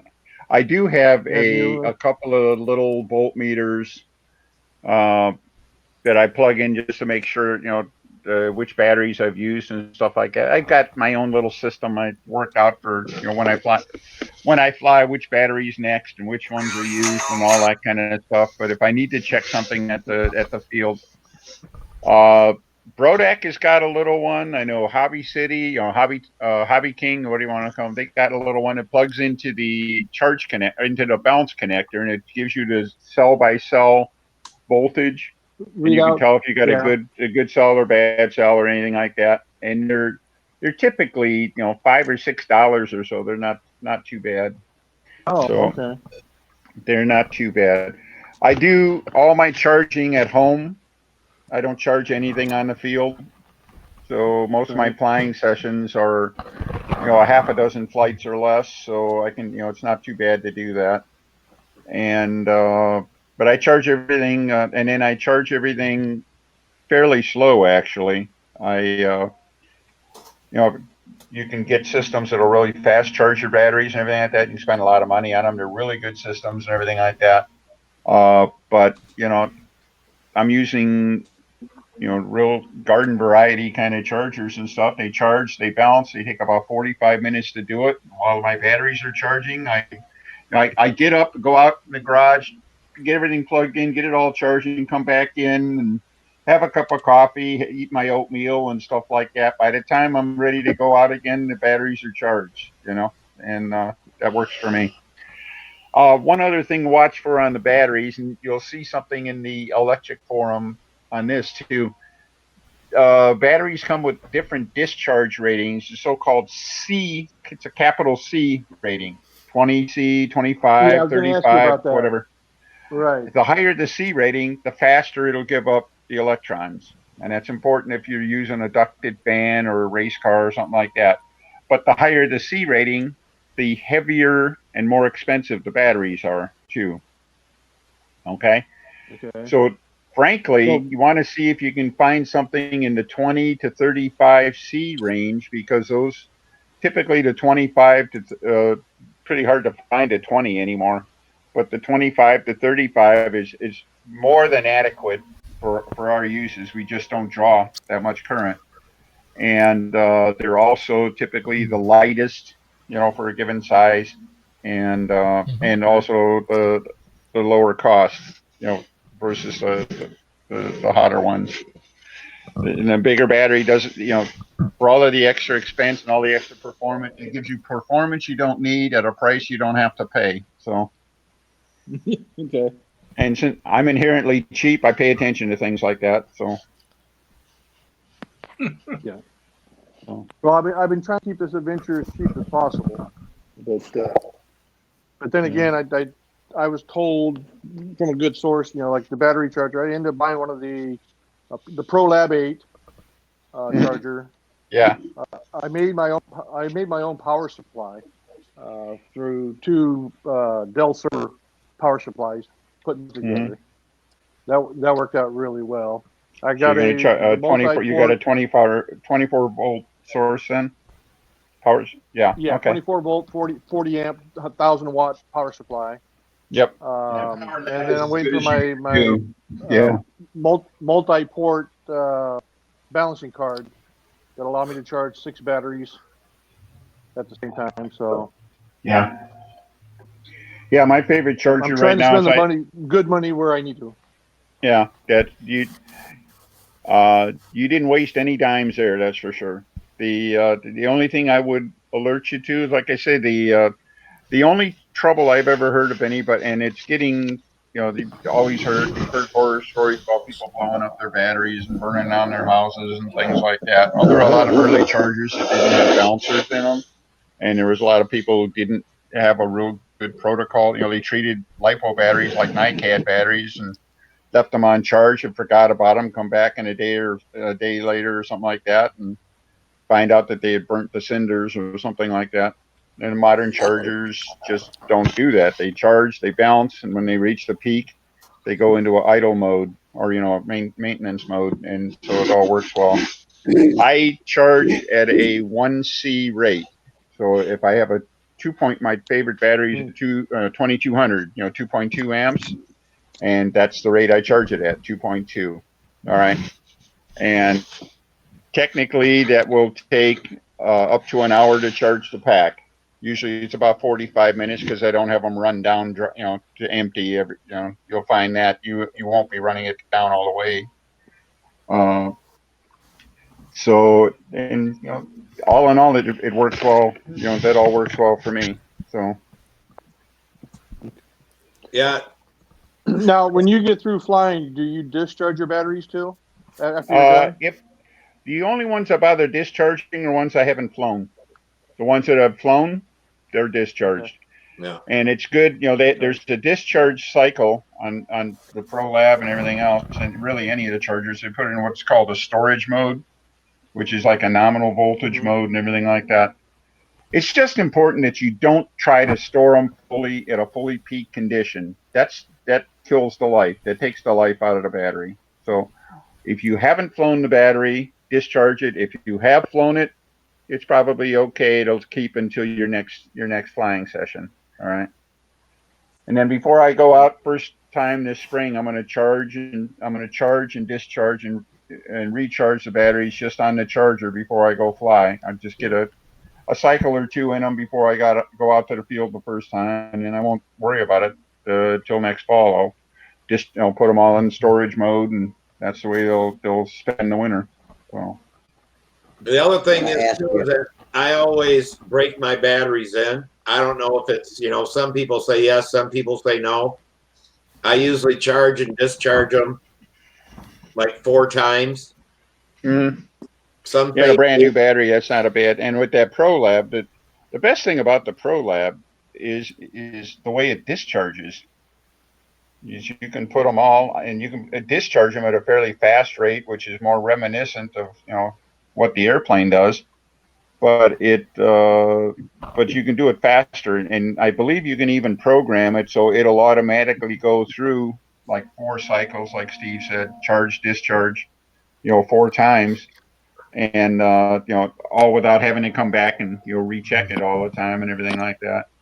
But yeah, good idea for brand new batteries. And like I say, I do something like that in my before my first spring flights. I just cycle them, just to try to knock some of the rust off, if you will, from when sitting over the winter. And it seems to work out all right. So I got a double charger. I think if I had to do it over again, I'd buy a 4-place. Just for the reason is that we always took 4 batteries out with us. Yeah. And once you fly one, you let it set for 10, 15 minutes. And then the second flight, I go hook the first battery up, start charging it, and then just rotate them in and through. And you really need 3, but they make a 4-place, and you'll never run out of batteries that way. You can just fly constantly if you got, you could have 5 batteries, I guess, and then have 4 on the charger all the time. But that works good. And then the other thing is that we go out with 4 batteries that are charged. If you have a problem, you can put all 4 batteries on at one time and discharge them all at once. When I had just one charger, I was sitting there for 8 hours discharging batteries because the new one I got will actually charge my truck battery or my car battery. I just haven't figured out how to do it. But there's a mode on that to where if somebody has a dead battery in their car, you can actually take your batteries and charge a car battery with it as a jump. And these new chargers. Let me ask you guys a question and see what you think. I have a lead acid interstate battery strapped to the bottom of my engine starter. And of course, it sat through winter and summer out there in the shop without being used. And it was completely dead a couple of weeks ago when I checked it. It wouldn't spin the starter at all. So I hooked up my maintenance charger to it, and it looked like it charged normally. All the lights read good, and it charged until it said it was all the way up. So I disconnected it. Never didn't get a chance to check it at the time, but that was about 2 weeks ago. So yesterday, I'm out in the shop. I went ahead and hooked it up and pulled the trigger, and it's completely dead. Do you think that battery's just shot from sitting for a couple of winters and summers without being used out there? You think If it that wasn't charged and it froze, it shot. If you got some freezing temperatures and it froze that in there. We didn't get any hard freezes, but it got below freezing a few times. So, yeah. It could have ruined a cell or two. Yeah, it's too freaking heavy anyway. I might do what I think it was Mike the other night talking about using some old lipos or something. Was that you, Mike, that was talking about that? Because they're a lot lighter too, lighter weight. I think we lost Mike. Yeah, you want to do Rusty? You want to do something like this? Is what you're talking about? Yeah. Yep. I'll send me your address and stuff, and I'll try to send a battery to you. That's okay. Maybe that was you that was talking about that anyway.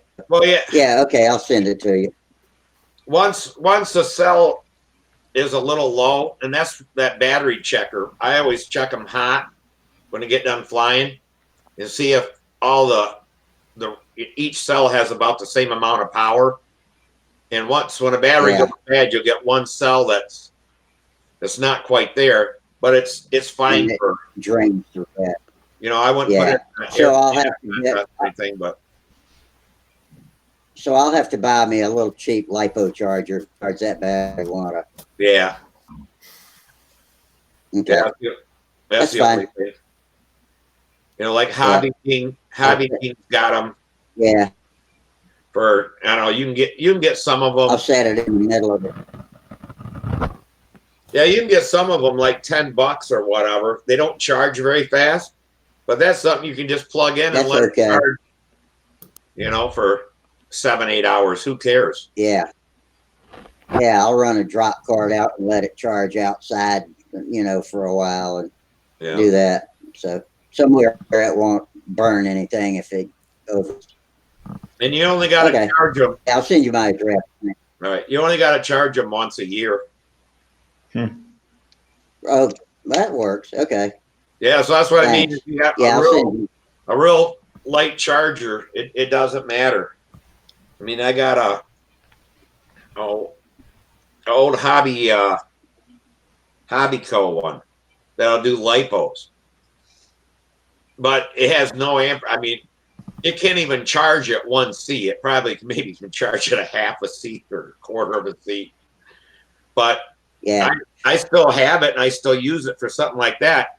I just plug it in and it'll shut off when it hits 2 hours or something like that, or you know, usually goes off on time. But that'll be better too, because that one I got's heavier than crap, and that lipo's a lot easier to carry around.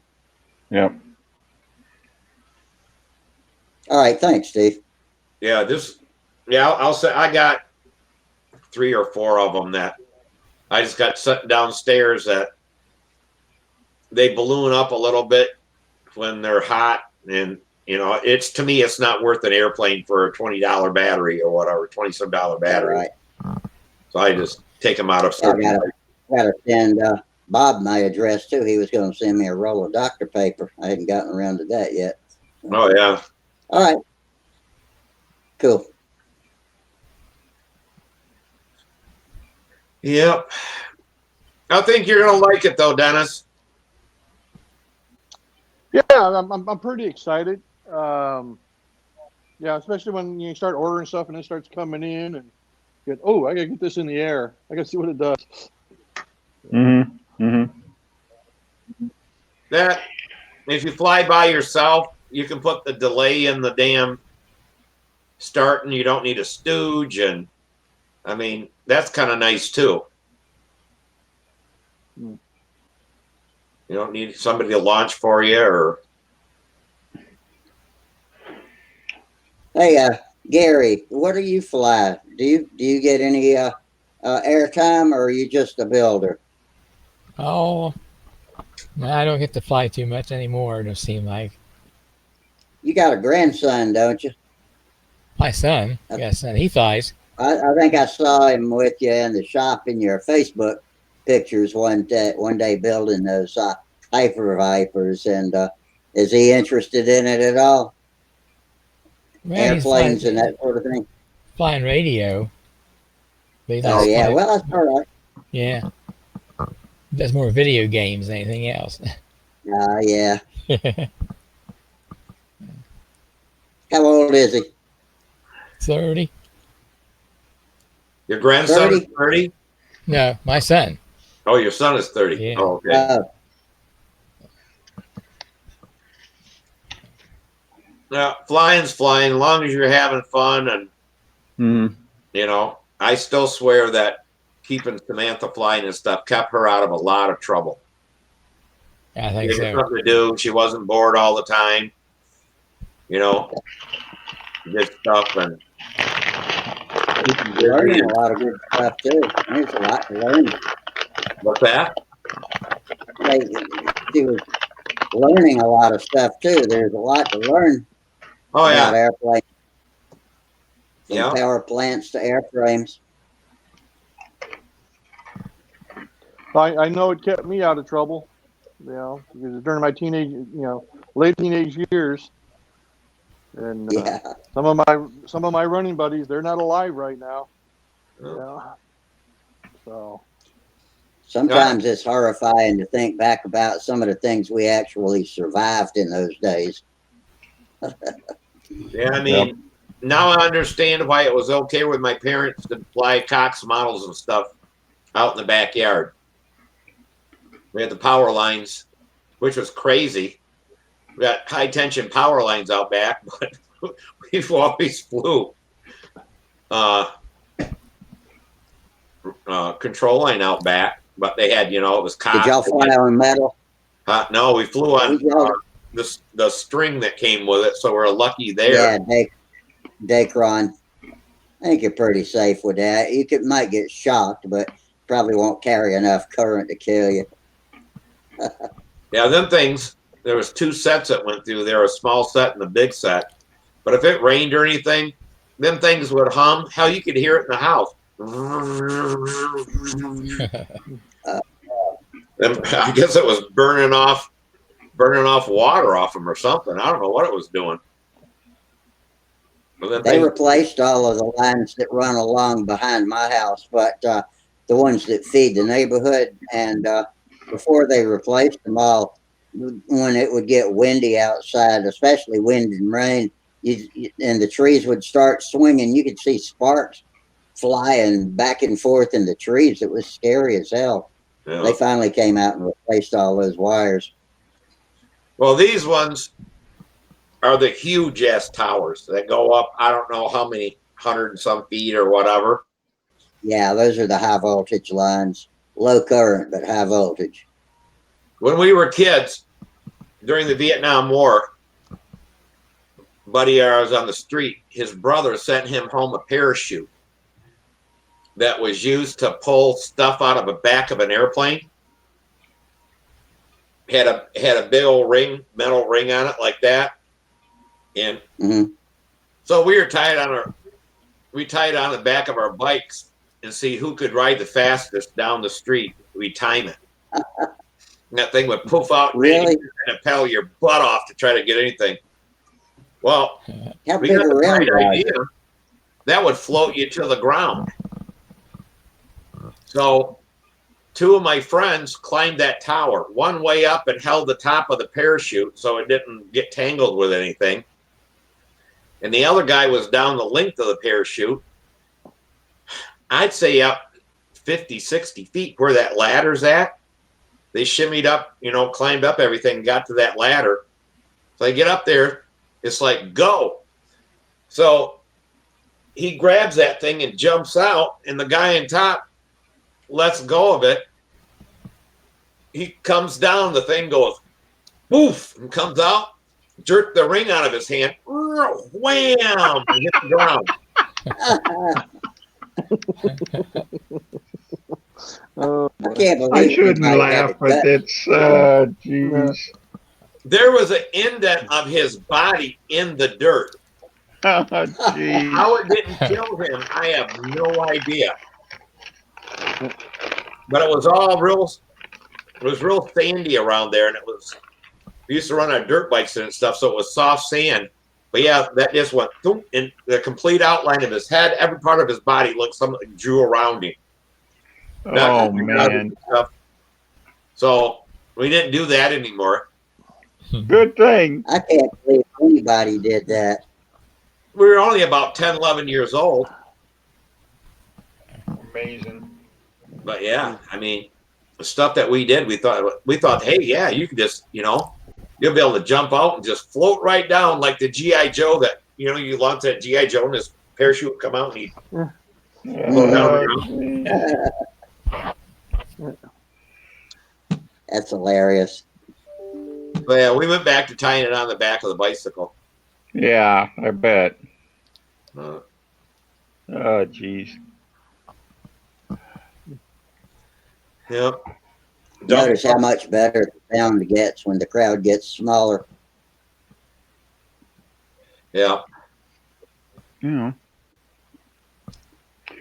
Well, hey, we keep talking about all this electric stuff. That helps make the crowd smaller.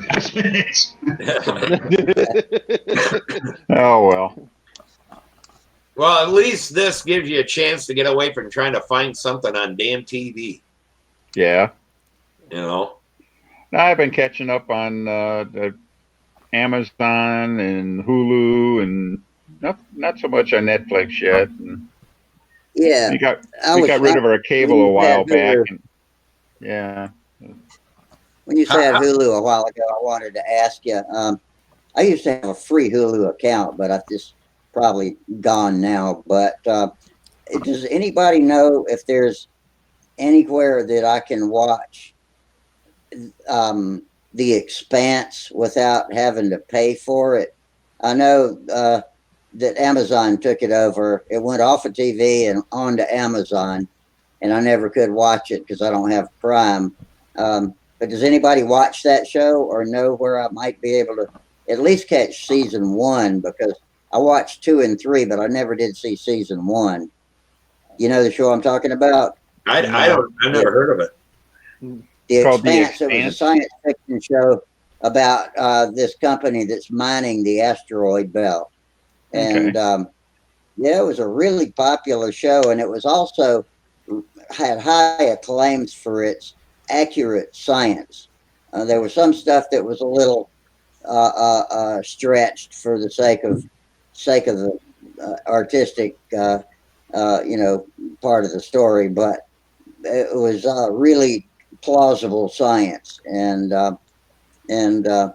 want to be able to watch that, but I hadn't. It's not on Netflix, and it is on Amazon Prime, but I don't want to watch the newest. I just want to watch first season and find out what I missed, because there was a lot of things that I didn't get from missing that first season.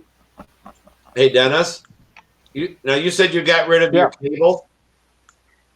Yeah. Oh, you meant me. Other Dennis. Yeah, the other Dennis, yeah. Yeah, we got rid of our cable last late summer, early fall or something like that, yeah.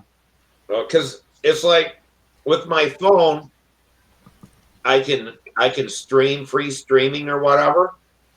But what's crazy is that I got to use my damn internet to stream it to my TV. If I turn the internet off from it, then it won't give me the thing to stream, and I don't understand why. And I was you probably need on your TV, unless you got a really modern smart TV or something like that, you probably got to get something like a Roku stick or Amazon. Chromecast. Yeah, they got they call their Well, I have that, and if the internet's on, it's like with through T-Mobile, I get free Netflix. Okay. So I go on Netflix on my phone, pick a movie, bam, it throws it right to my TV. It's Smart Cast, they call it. and I can watch it. But if I turn off my internet, it won't allow me to send that to the TV. So I don't know. Well, that stick should pick up your internet directly. Yeah. You should be able to Wi-Fi it right in. That's what I thought too. I guess I'm going to have to call the T-Mobile and ask them what's going on with that. Yeah. Okay. First off, you do have Wi-Fi, not just everything hardwired, right? Right. All right. So if you got Wi-Fi, first thing you're going to have to do is take the stick and get into its programming and figure out how to connect it to your Wi-Fi. Then when you get there, then you got to get to your Netflix through the TV and all your membership stuff. Okay, I got all that working. Yeah, but I said leave your phone turned off, leave it sitting aside, and access it all directly through your TV, and you should be good. Right, but I want to get rid of internet because I thought my phone would do it all because this is unlimited streaming, unlimited data. Okay. You want to get rid of the Wi-Fi. You want to run it directly like another phone line. Yeah, you got to talk to the T-Mobile folks about that. Yeah, you're either going to have to use your phone to send it to the TV, or you're going to. They probably have a way they can send it directly to your TV, but in effect, it becomes another phone line. Yeah, because I don't know. I guess I got to call them. I ain't smart enough to figure all this shit out. But yeah, on your phone, there is something there about how you can turn your phone into a access point. Well, any modern phone. Yeah, it's called hotspot. I got that. I can now with my tablet. I can get it to work. I just use it as a hotspot on the tablet. I can get any place on the internet. I can stream. I can do all that. But I was like, somehow I should be able to cut out the middleman here. Yeah. Hey, Steve, go out and find a 12-year-old kid in the neighborhood. Invite him in and tell him hook it up. Yeah. I tell you what, drag your daughter home for a couple hours. She'd probably do the same for you. So. Yeah, I can't get around her here for another week. Yeah. Okay. So, I got so cheap that I just dumped it all. I got watching. I had cable. Actually, it wasn't cable. It was digital. Satellite digital. And it seemed like over half of the programs that I was getting were infomercials. And it kind of pissed me off because I was paying good money to watch their commercials. And it just didn't seem right to me. So I dumped the whole thing. And I got me a long range antenna, and I'm getting all my TV off the air now. I've got about 55 channels, more than I can watch. And I don't miss the cable at all. It's there's some programs I can't get, like Discover or History Channel or things like that. But just about anything I want to watch is coming free over the air right now. Yeah. So that's what I wanted to do. But I just paid my cable bill of $140, and I'm like, this is bullshit. Yeah. Oh yeah. They just keep raising it and raising it. And how much of it's infomercials? Well, yeah, I know. So I'm watching cable, and the only time really I use my computer is like tonight. And if I can hook my phone up to my computer and do it that way as a hotspot, I really don't need damn internet. And I was going to get rid of it, but I can't figure out how to get my damn TV to work without internet. Yeah, I'm sure that you can use your phone to stream straight to your TV. Yeah, there has but to I'm be I'm not sure how to tell you how to do it over the line here. So, but it'll involve setting up using your phone as a hotspot and sending it over. Yeah. And yeah, your friends at T-Mobile should be able to they'll talk you through it in about 10 minutes probably. So. Yeah, because I mean, my phone costs me $40 a month. And if I can do it all through my phone, or $42.50, whatever it is. But I mean, that'll be a hell of a savings. Yep. How much does it cost you to add a line to your phone? $42.50. they'd be running $84 or $85. Well, yeah, if I only need the one phone though. Yeah, but you'll have to have two lines. You may have to have a separate line if it's fed directly in, but what I was telling him, John, is that he can probably just using whatever his phone is, he should be able to use this to drive his TV. Yeah. And then, of course, he just can't make phone calls or whatever while it's happening. But or some silliness like that. But yeah. All right, gentlemen, I got to run. Thank you for the information. Yeah. All right. Well, keep us up to date on your progress there. You're off to a hell of a start. So. Yeah. Thanks for dropping in, bud. There. Good to see you again. All right. Yeah. See you later, Dennis. Take care. Well, I wish I had been able to share that combat ship. Yeah, I wish you had too. I wish you put it on your site. I was going to try to share it. I'd try to share it again, but yeah, well, it's not done. It's still in process, but there's enough of it there, that it's got everything there. I'm just about to the point. I got a couple of airfoils I got to put in there, and then basically I've got to put in the text and then set up the cut files for it. So it's almost done. Tried to share on this 8x8? I just did. I know. I mean, anyone else that actually did it, I was going to say, have Dennis just share something. Yeah, I was actually looking for something to share before, and I just don't have anything terribly interesting. Let me try one thing though. You might get a kick out of this. Yeah, just to see how it works, Yeah. All right. Let's see if I can get here.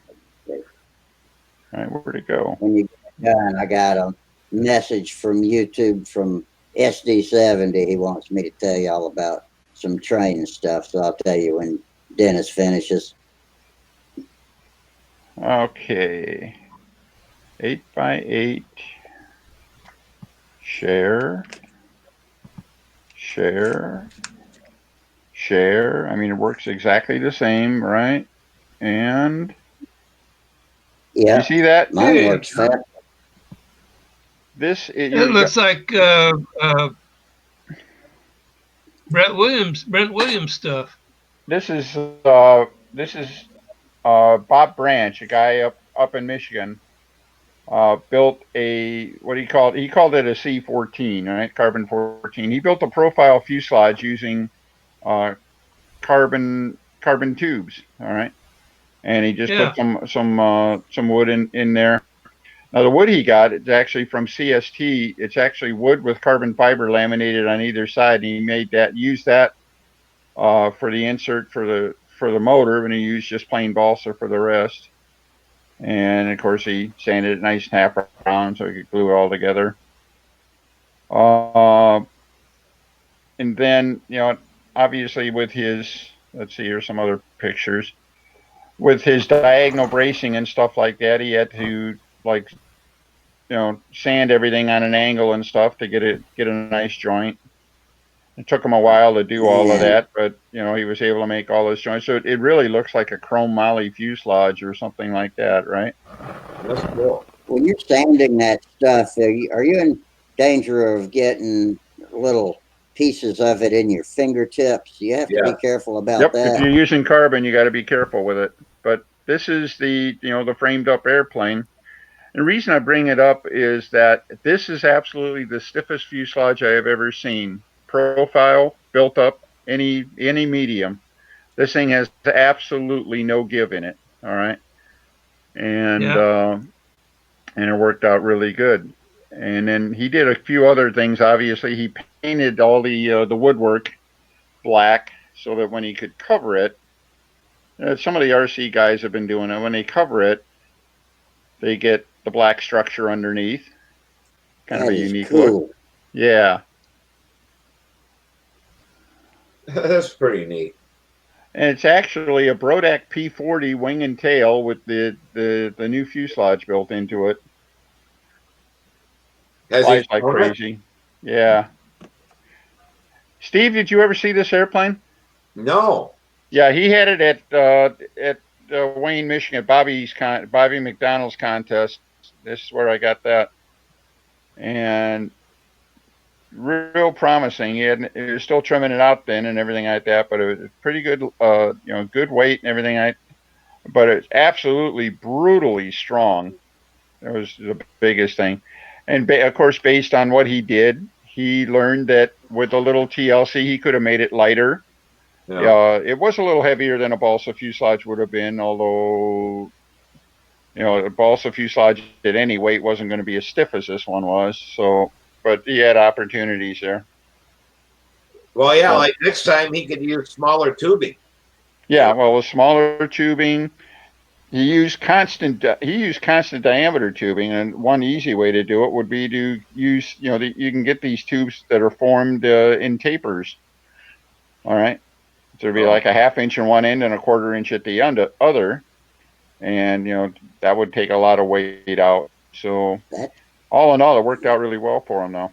So can you get square? Okay, how's the sharing work anyway? See, that's what Dick kind of did. He put the tube on top and bottom like that, and then he just put balsa in between them. Yeah, and the damn thing is just. I had a friend of mine did that with a Naughty Girl, the profile that RSM makes, and he had it was a little flexible in back, and after the airplane was built, he embedded a piece of 3/16 carbon push rod. It was probably, I don't know if it was Aero shaft or not, but basically the same thing. He just embedded that into the built airplane, and it was like a night and day difference too. The carbon in a standard balsa slab fuselage made a phenomenal difference. And, it really didn't weigh that much or anything, so it was a heck of a trade off for him. So can you get square? Can you get square tube like that? Yes, you can. You can. You got to go looking for it. But I've seen, you go look at some of the kite stores and stuff. You can get square or round. You got various. They got different wall thicknesses. They got some that are rolled tubes, some that are extruded or pultruded or something like that. I was wondering if it could be extruded. I wasn't sure about that. Yeah, there's a process called pultruding that I think is the same as extruding. I'm not sure. You have to pull it through with the wet fibers, and then have it. I think with that process, I think they do it with like a chopped fiber. I don't think you get a real continuous fiber through it. All right, so it's strong, but it's not as strong as say something like a rolled tube or something like that. Yeah. But the one reason why Dick used balsa was. Doesn't profiles have to be 1/2 inch wide? Well, 1/2 to 3/4. Some places even say 1 inch. All right. But, so whatever it was, that's why he did the tubes. Then in between them, he did balsa and made them wider, and then put some around the tubes or whatever, so that the fuselage was thick enough. And he didn't want to buy the great big, heavier tubes. I was involved in a project where we built the fuselage. We used 1/2 inch square top and bottom, filled the inside with beaded foam, and then we epoxied on 1/64 ply on both sides, and it was like a baseball bat. Yeah. It was it was very stiff. Yeah, the thing is surprising. I mean, you literally cannot twist this thing. All right. Yeah. And to Steve's point, I mean, he used the carbon tube for the truss pieces and everything like that. He could have very easily used just balsa. Just all those. They're just keep basically holding the two tubes apart. It didn't have to be a carbon tube holding it apart, but he could have saved some weight and expense doing it that way. So. I just like it because it's a see-through fuselage. You can see that. Yeah, that's what's neat. Yeah, it's a neat look. And then what he did with the painting the woodwork and stuff like that, I think that turned out a lot nicer when I first saw the thing just painted and bare and everything like that, all dull and everything, I thought, oh man, I don't know about this. And we got it all covered. I thought it looked really, really wild. Yeah. So I got to find. All right, I'm going to stop sharing for a moment. I'm looking for another site right now that has some of the other kite stuff on it and stuff. So be right back. I'm be kind of off here for a minute. Let me see if I can share this stuff. Yeah, Let me try see it if I again. can share this Yeah. now that there's left. Yeah, we got fewer Hold on. users now. It might work. Can you hear me?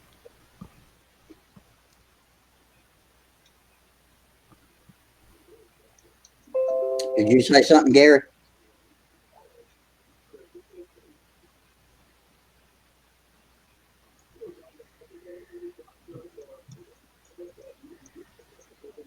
Hey, Gary, did you just try to say something a minute ago?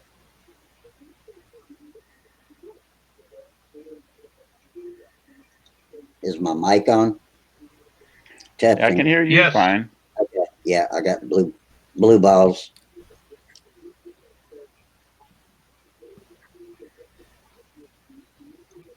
Okay, something's happening on John's end. I'm going to refresh. Not much because I got.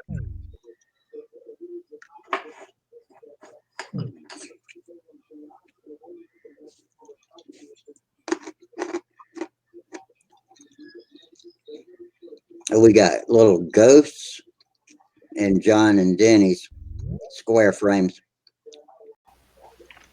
Yeah, Gary's back. Yeah, I'm Steve back. wandered off for a moment. Yeah, I lost sound. When you started showing that, but I didn't have any sound.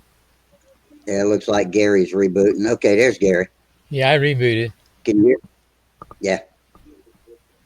You hear me okay, Gary? Yeah. Can you hear me? Good. Yep. Okay. Yeah. How's Opal? I hadn't seen her walk past you in the background or anything. No. She's doing pretty good. Everybody feeling well, no sickness going around. No sickness. Not in y'all's house. Yeah, we're just everybody's out of work, so. Yeah.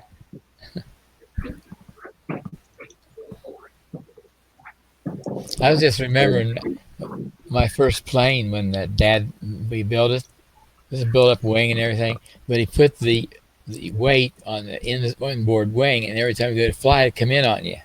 Yeah, I bet. Yeah, I remember that. I almost put one together with the wing backwards, and the lead outs would have been on the wrong side. Yeah. It's been done. Yep. By accident and on purpose. That'd have been really crazy, Rusty. Your up and down lines are wrong, and the airplane flying the wrong way. I might have had to start flying left-handed. Yeah, there you go. Yep.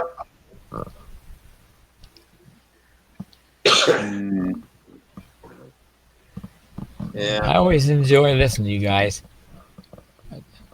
We're just full of shit, but it's a wonderful find. Hey, speak for yourself, Steve. Oh. Okay, I'm full of shit. All right.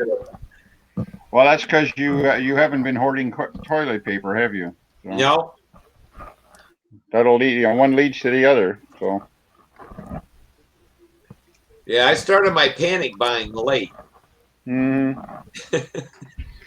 Yeah, so did I. By the time I got there, all the other popular hoarding stuff was gone. I had to settle for buying an extra bag of kitty litter. So.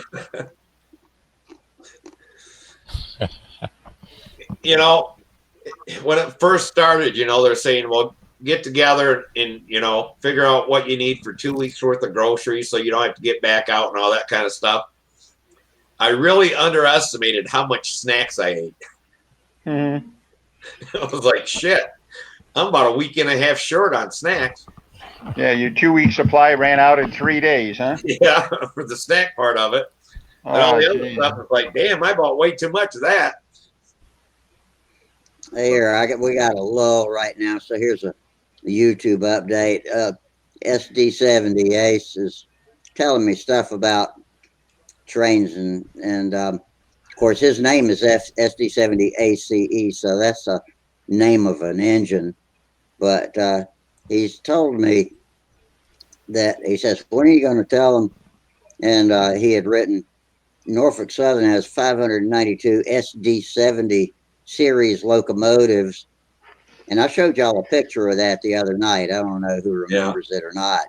It's a badass looking hauler, diesel electric. And Norfolk Southern has 592 of them. And that includes the SD70 ACE and the SD70 ACC and the standard cab SD70. So I guess the letters at the end, ACE, ACC, have to do with the configuration of the cab. And one of these days when we can get him on here to talk, I'm going to talk to him on the phone this week. We're going to get that guy in here. Yeah. And learn to speak some train. But we're going to get on the phone one day this week and figure this shit out. Sparky was on tonight, and he knows that he's trying to get joined up. I don't know why we can't get hooked up, but we need to be able to talk to the fella. He can show us some cool stuff if we can ever get him on, but I just don't speak train, and I'm willing to learn. Yeah, we had at our old hobby shop there that just went out. They had a big train set up down in the basement, and tedious. I mean, how tedious they were down there working on that thing. It took them years, but that thing was so cool and looked so scale. And that train club was there for probably 30 years. Well, there we go. Rusty, here's your square carbon fiber tubes.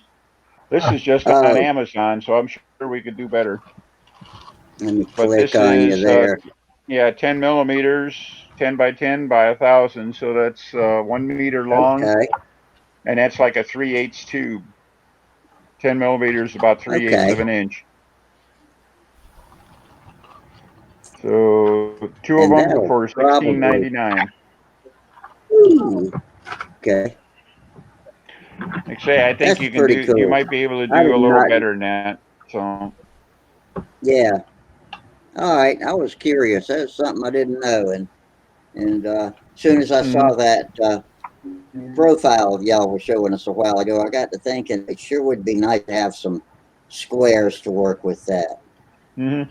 Yeah, a square would make it easier to work on in some states, but on the other hand, the round, gives it a nice finished edge and stuff like that. So, hey, you pays your money, it takes your choice, The square will give you a little more flex to go around a easy curve that you couldn't quite do with a round piece. Mm-hmm. Hey, Charles just dropped in out of the sky. Hey, guys. Hey, Charles. Hey, Charles. Hi, Charles. Hey, Charles. Dick would get on here. He's got a thing he calls a bumblebee. And a guy here ordered square tubing. And he built the wing around the square tubing. And then it goes out and the tail hooked on it. And I forget how they did the motor mount. But that mounts on there. And the airplane flies really good. But the damn carbon fiber was like $100 and some for that big enough square tubing or whatever. But the damn thing flies good and you don't bend it. And the other guy piled his in and it hits and it wrecked the wing and shit, but the fuselage looked brand new. So you just built another wing around it. But yeah, he just glues 2 ribs on the side of it and then starts from there and builds it out. And it worked out really nice. Mm-hmm. But I was thinking that for a trainer, if you use smaller tube and did it the same way and That way, if it went in, it wouldn't wreck the wing and all that kind of stuff. You made it like a 15 size or something instead of making it like a 60 size airplane.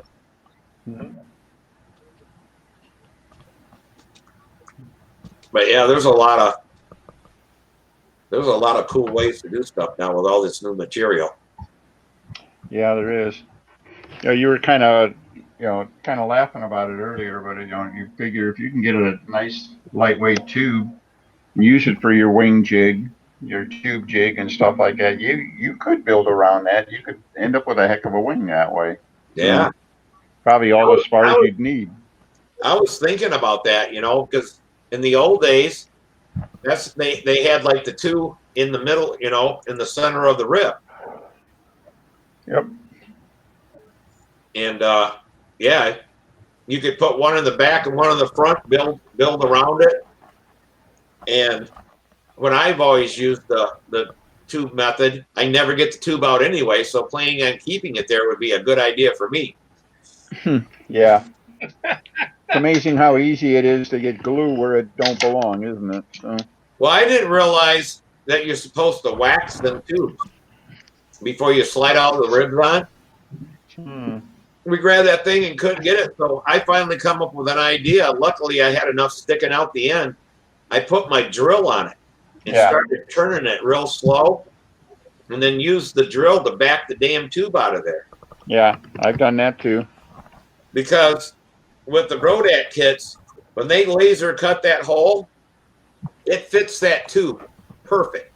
Yeah, it's actually a little too close, I think. Yeah, if you slide it on there, it slides on fine with about 2 pounds of pressure. But now that you got 40 ribs on there, times 2, it's like 80 pounds of pressure to pull the damn tube out of it. Yeah, I learned about that from Wendy, watching them pull the tubes out with a drill. Okay, yeah. Same here. Yeah, Dick, he just uses car wax or paste wax. Waxes the tubes up and they'll slide out. I'm like, well, next time I do that, I'm gonna try it. But yeah, well, the neat thing about the wax is that it would, if you did get some inadvertent glue on it or something like that, that would prevent it from really taking any kind of a set. So yeah. So and the fact that it would slide easier anyway, that's a nice touch too. Yeah, I have a question when you get a chance. Yeah. Go ahead. I finally bought one of these bases that go to a starter at the VSC, and I was looking on the internet for some sub-C size batteries, and it's going to cost me about $25 to get the batteries for this. This goes below your starter. I don't have the starter with me. No. But I'm wondering if there's like a LiPo battery or something I could use for that. That'd be a lot less expensive. Just like probably that. Not a lot less, but what I did on I got another starter and it's got that battery box. I went in there with a Dremel because there was some like little things in there and ground it, put the LiPo battery in it and just put a little hole so that the wire can come out and just plug it in. But yeah, I changed that other one of mine over to a battery box like that. I just put you can get a 4-cell LiPo. They'll fit right inside that battery box. Okay. Yeah, I saw like I can get like 10 sub-Cs for like $25. And the rechargeable, I think they were nickel hydride batteries. Mm-hmm. And it was like $25. I thought there might be a cheaper way of doing it, but I don't know what to use. Send me your address and I'll send you a battery too. Okay, if you're going 10 sub-Cs, that's basically about 10 volts. Nominally 12 volts, everything's peak, but they normally figure those batteries at like a cell, a volt per cell. So all a long and fancy way of saying that you might be able to get away with a 3-cell LiPo instead of a 4-cell for the same voltage, and that takes the price and the weight and everything down. So we just use a 4-cell because it has so much more power. If you're trying to start like a 76 or whatever, it'll spin one of them like 81. Mm-hmm. Okay. We haven't burned up a motor because I'm thinking, well, it'll be too much power, 14, actually 16 volts when they're topped out. But we've used 3 cells too. They work fine. But I don't have any 3s, so that's why I always use a 4 cell. Mhm. But if you know anybody that flies electric stuff, and they have an old LiPo battery that they can't use to fly anymore, they work great for starters. They really do. Yeah. You No just one's need a flying electric LiPo. around me. All I have is glow. Yeah, you'll just need a LiPo charger then. Oh, wow. Don't have one of those. Maybe I'll just stick with the Sub C then. You have a batteries. Use Well, a yeah, charger. everything's damn close. You can probably go to Batteries Plus. We have them here, Right. and you can buy the Right. batteries there from them cheaper than they sell them like right for that from Hobbyco or whatever. Yeah, I saw like 10 batteries on eBay for like $25. That's free shipping. Yeah. So I was gonna put 5 on each side, so 2 banks of 5 batteries, and then Yeah. just solder them up. Yeah. But yeah, I mean, you can get a little. I was telling Russ, you can get a little cheap LiPo charger for $10-20 at the most. And Okay.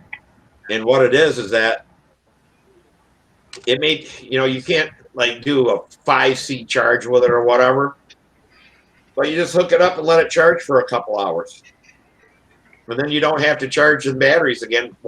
I do mine once a year, beginning of the season, and yeah, we never have to charge them. Now Pat, who That's saying a lot because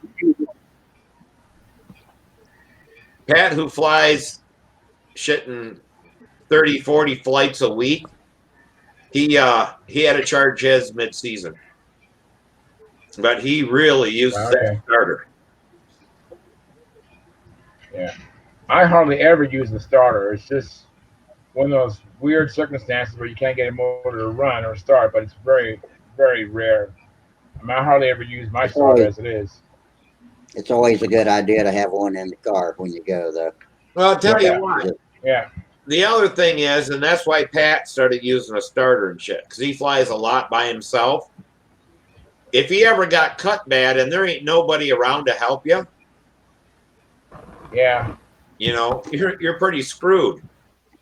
To where he's that, yeah, he just uses, he has it put in the stooge and he just starts it and he keeps his hand away from the propeller and stuff like that. Because we've all got nicked before. I've never got cut real bad. My brother did. I've seen somebody get cut really, really bad, and you're right, Steve. You'd have to have somebody out there to help you, because this guy went through tendons and ligaments and actually shattered the bone too, I think. Yeah, my brother got hit. Yeah, well, I've only my brother got hit with an a accident. He cut it right to the bone, but we just glued him up with CA at the field. Yeah, we did. I mean, it was bleeding so bad, we just pushed it together and glued it up. Said, well, you can go to the hospital now or whatever. And he's like, well, it isn't bleeding anymore. So he stayed out and flew with us.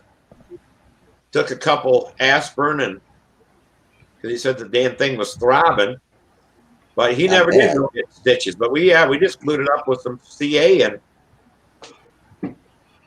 Well, allegedly, that's what that stuff was originally designed to do. So yeah. I don't know if I trust anybody myself to glue myself being back together.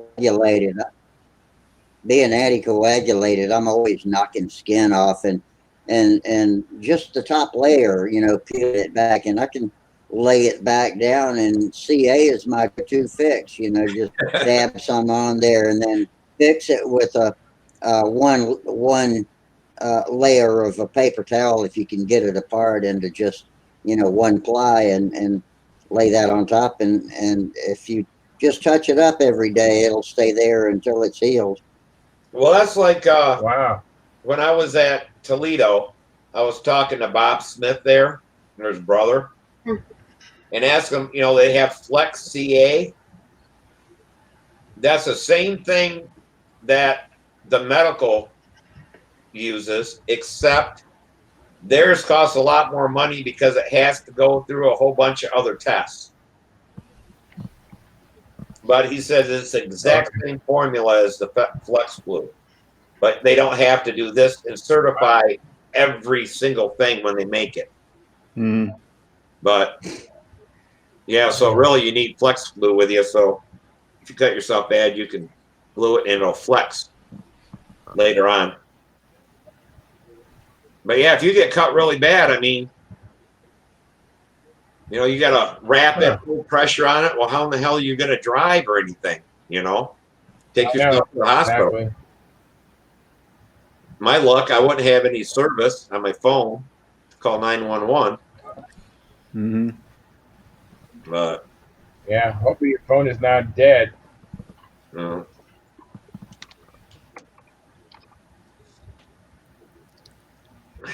But yeah, I still flip a damn airplane, when I do it. But I've got whacked. I've never got cut real bad. I've got whacked where I thought I lost my finger. I had to look down to make sure it was still there. It hurt so damn bad. But I'm trying to get better at the buddy I used to fly with. He used to grab the spinner, and he would just backflip it, hit it against the compression, and it would start. And I'm trying to get good at doing that, so I can get my hands out of the way of the prop. But it just takes practice to be able to do that, and I still haven't, perfected it yet. Yeah, some people are good at it. When I backflip right next to the spinner. Use my one finger. Because if it does whack you, it's not hitting you with the damn sharp part way out. It's hitting you with the flat part of the prop. But yeah, I kind of just put my hand on that spinner like that and just put my one finger on that thing and just. But yeah, I see Derek Berry when he starts his. Derek just pinches the spinner and fires his off. When you backflip, that's what I think is pretty cool. Like you don't have to have a lot of flip to it. You're just coming up onto the compression. It'll fire and go the right way. If you go through compression, then you kind of defeated the whole thing. It has to come all the way around and back to compression again. That's so that right. it's just a light bump to compression is all you need. Yeah, because if you flip it through the compression, then now your motor is running backwards. Usually. Not for long. No, it usually kicks right back. So. Backwards for a long time, and you got to stop them.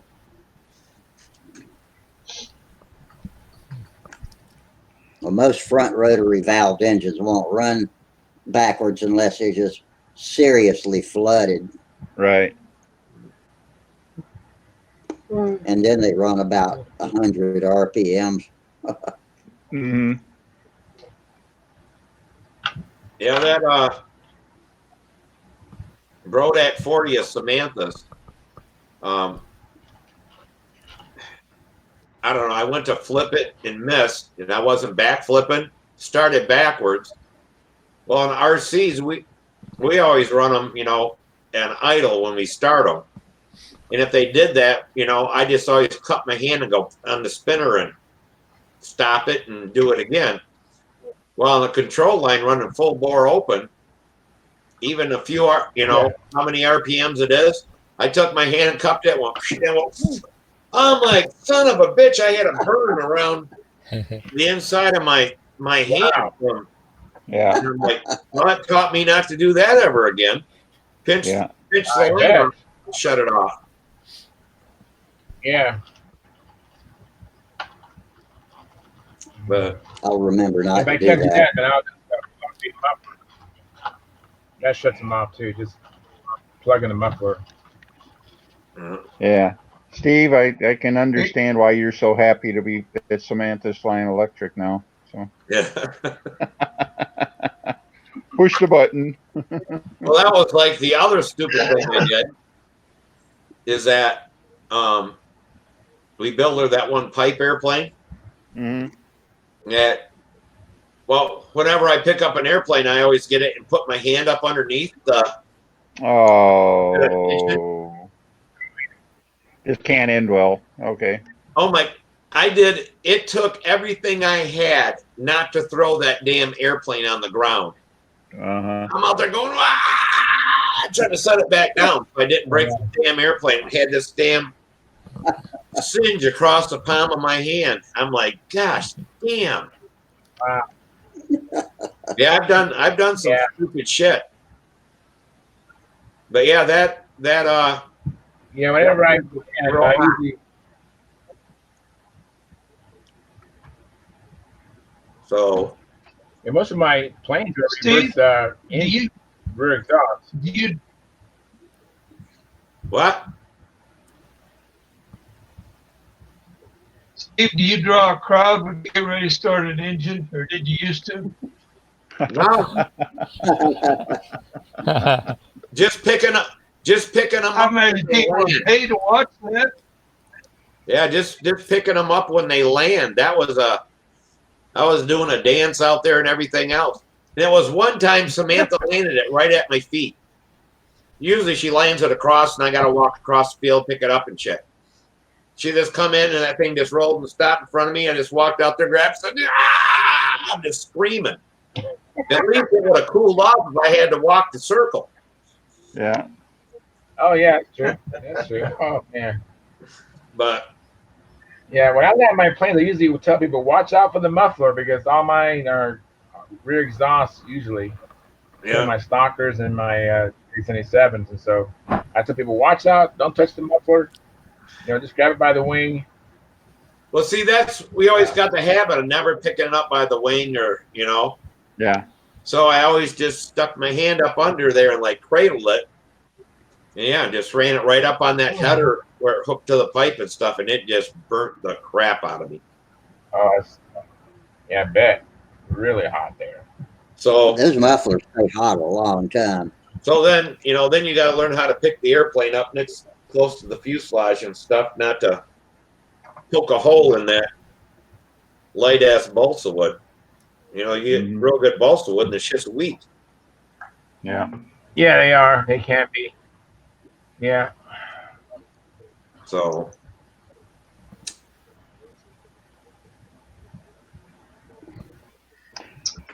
Hey, well, I don't know, guys. We've had a pretty good night here and everything like that, but I think I'm going to bail out on you too. Yeah, I think I am too. It's 12:30 and it's about that time, I guess. It's a pretty good show. The sound was a little wonky at first, but it settled out all right. Yeah. You're going to see if there's an old Bonanza deal on TV or something. That's it. Well, hey, John, I get a kick out of it. Well, what was that, Charles? When I was a kid, I remember Bonanza being on in the 70s. And my dad would watch it and stuff. And, you see Matt Dillon and Miss Kitty.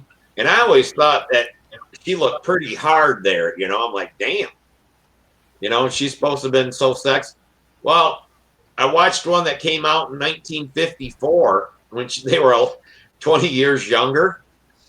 And she was good looking back then, Mm-hmm. He was real thin and all that kind of stuff. But I only remember it as a teenager and only one TV in the house. If we're going to watch any TV, we may be watching Bonanza if that's what my dad wanted to watch. Yeah. But. Well, you got turned into a remote, right? Yeah. We did our damnedest to talk my dad into buying one that with a button go zzz, zzz, zzz, zzz. My uncle had one. We thought that was so cool. You could sit there and hit that button and the knob would go around. Yeah. Yeah. So at home you were the remote control running back and forth to the TV, and out at the field you were the climber climbing trees to get airplanes. Yeah. Yeah. Well, I didn't mind being a remote. I hated being the rabbit ears. Oh yeah. Oh yeah. Remember holding the antenna? Okay. Yeah. What? That's it. Don't move. That's exactly what I was doing while Neil Armstrong was climbing down the ladder from the Eagle. Is working remote. We were at the beach, and Charleston was 60 miles away, 70 miles away with their TV station, and we were trying to watch that. And my! Oh, that there was a full moon. Yeah, it was a full moon that week. So we had the rabbit ears. Then my dad puts on a big antenna on the house, but he ran a pipe all the way down from the peak down into the ground and things, so you could turn it. So when the weather was bad, my dad said, "Go out there and turn that antenna."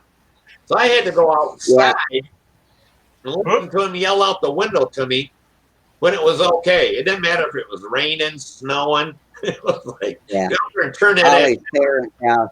Holly's parents' house had a pipe wrench hanging on a hook next to the pole that went up the side of the house, and they'd have to go out there with the pipe wrench and turn it. Well, we probably should have, because now that I think about it, it turned too freely in there. So when we got storms and it was raining and stuff, the wind would change the damn thing. Yeah. And if it had been tight enough that you needed a pipe wrench to do it, it probably wouldn't get out of whack. Well, I don't think you want to be doing that during a thunderstorm, though. Yeah, I could. No, I don't. I had a friend in Wisconsin. He had a crank on it inside the room, and pulleys went out through a little slot under the window and out around the hole, so he could crank it around himself inside. That'd been a good idea. It was really a bitch if there wasn't anybody home and you had to try to tune the antenna.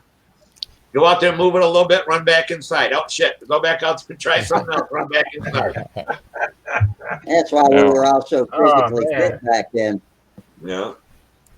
Amazing we survived their childhoods. Oh, I think that's why we didn't watch as much TV, because it was too much work. That's it. Yeah, you didn't all right, change everybody. You finally got it.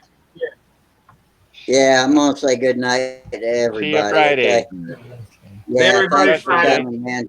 Congrats Y'all are great. finding the new system here. I think this is going to work out great. So I think it's much better, and so I hope it stays that way. Okay, and all you YouTubers, we had a good crowd out there. Thank y'all for coming. And SD, we're gonna get together this week and talk about this stuff. Get you on the Stunthangar forum so we can talk to you about this stuff. And everybody else, thanks for your contributions, and fair winds, tight lines, and we'll see y'all on Friday night. Everybody, same bat channel. Yeah. All right. Good night. Be safe, everybody. See you later. Hey, John. Hey. Yeah, Charles. You gonna sign out? I thought you had a question for me. You do. I did. I'm doing well. Wanted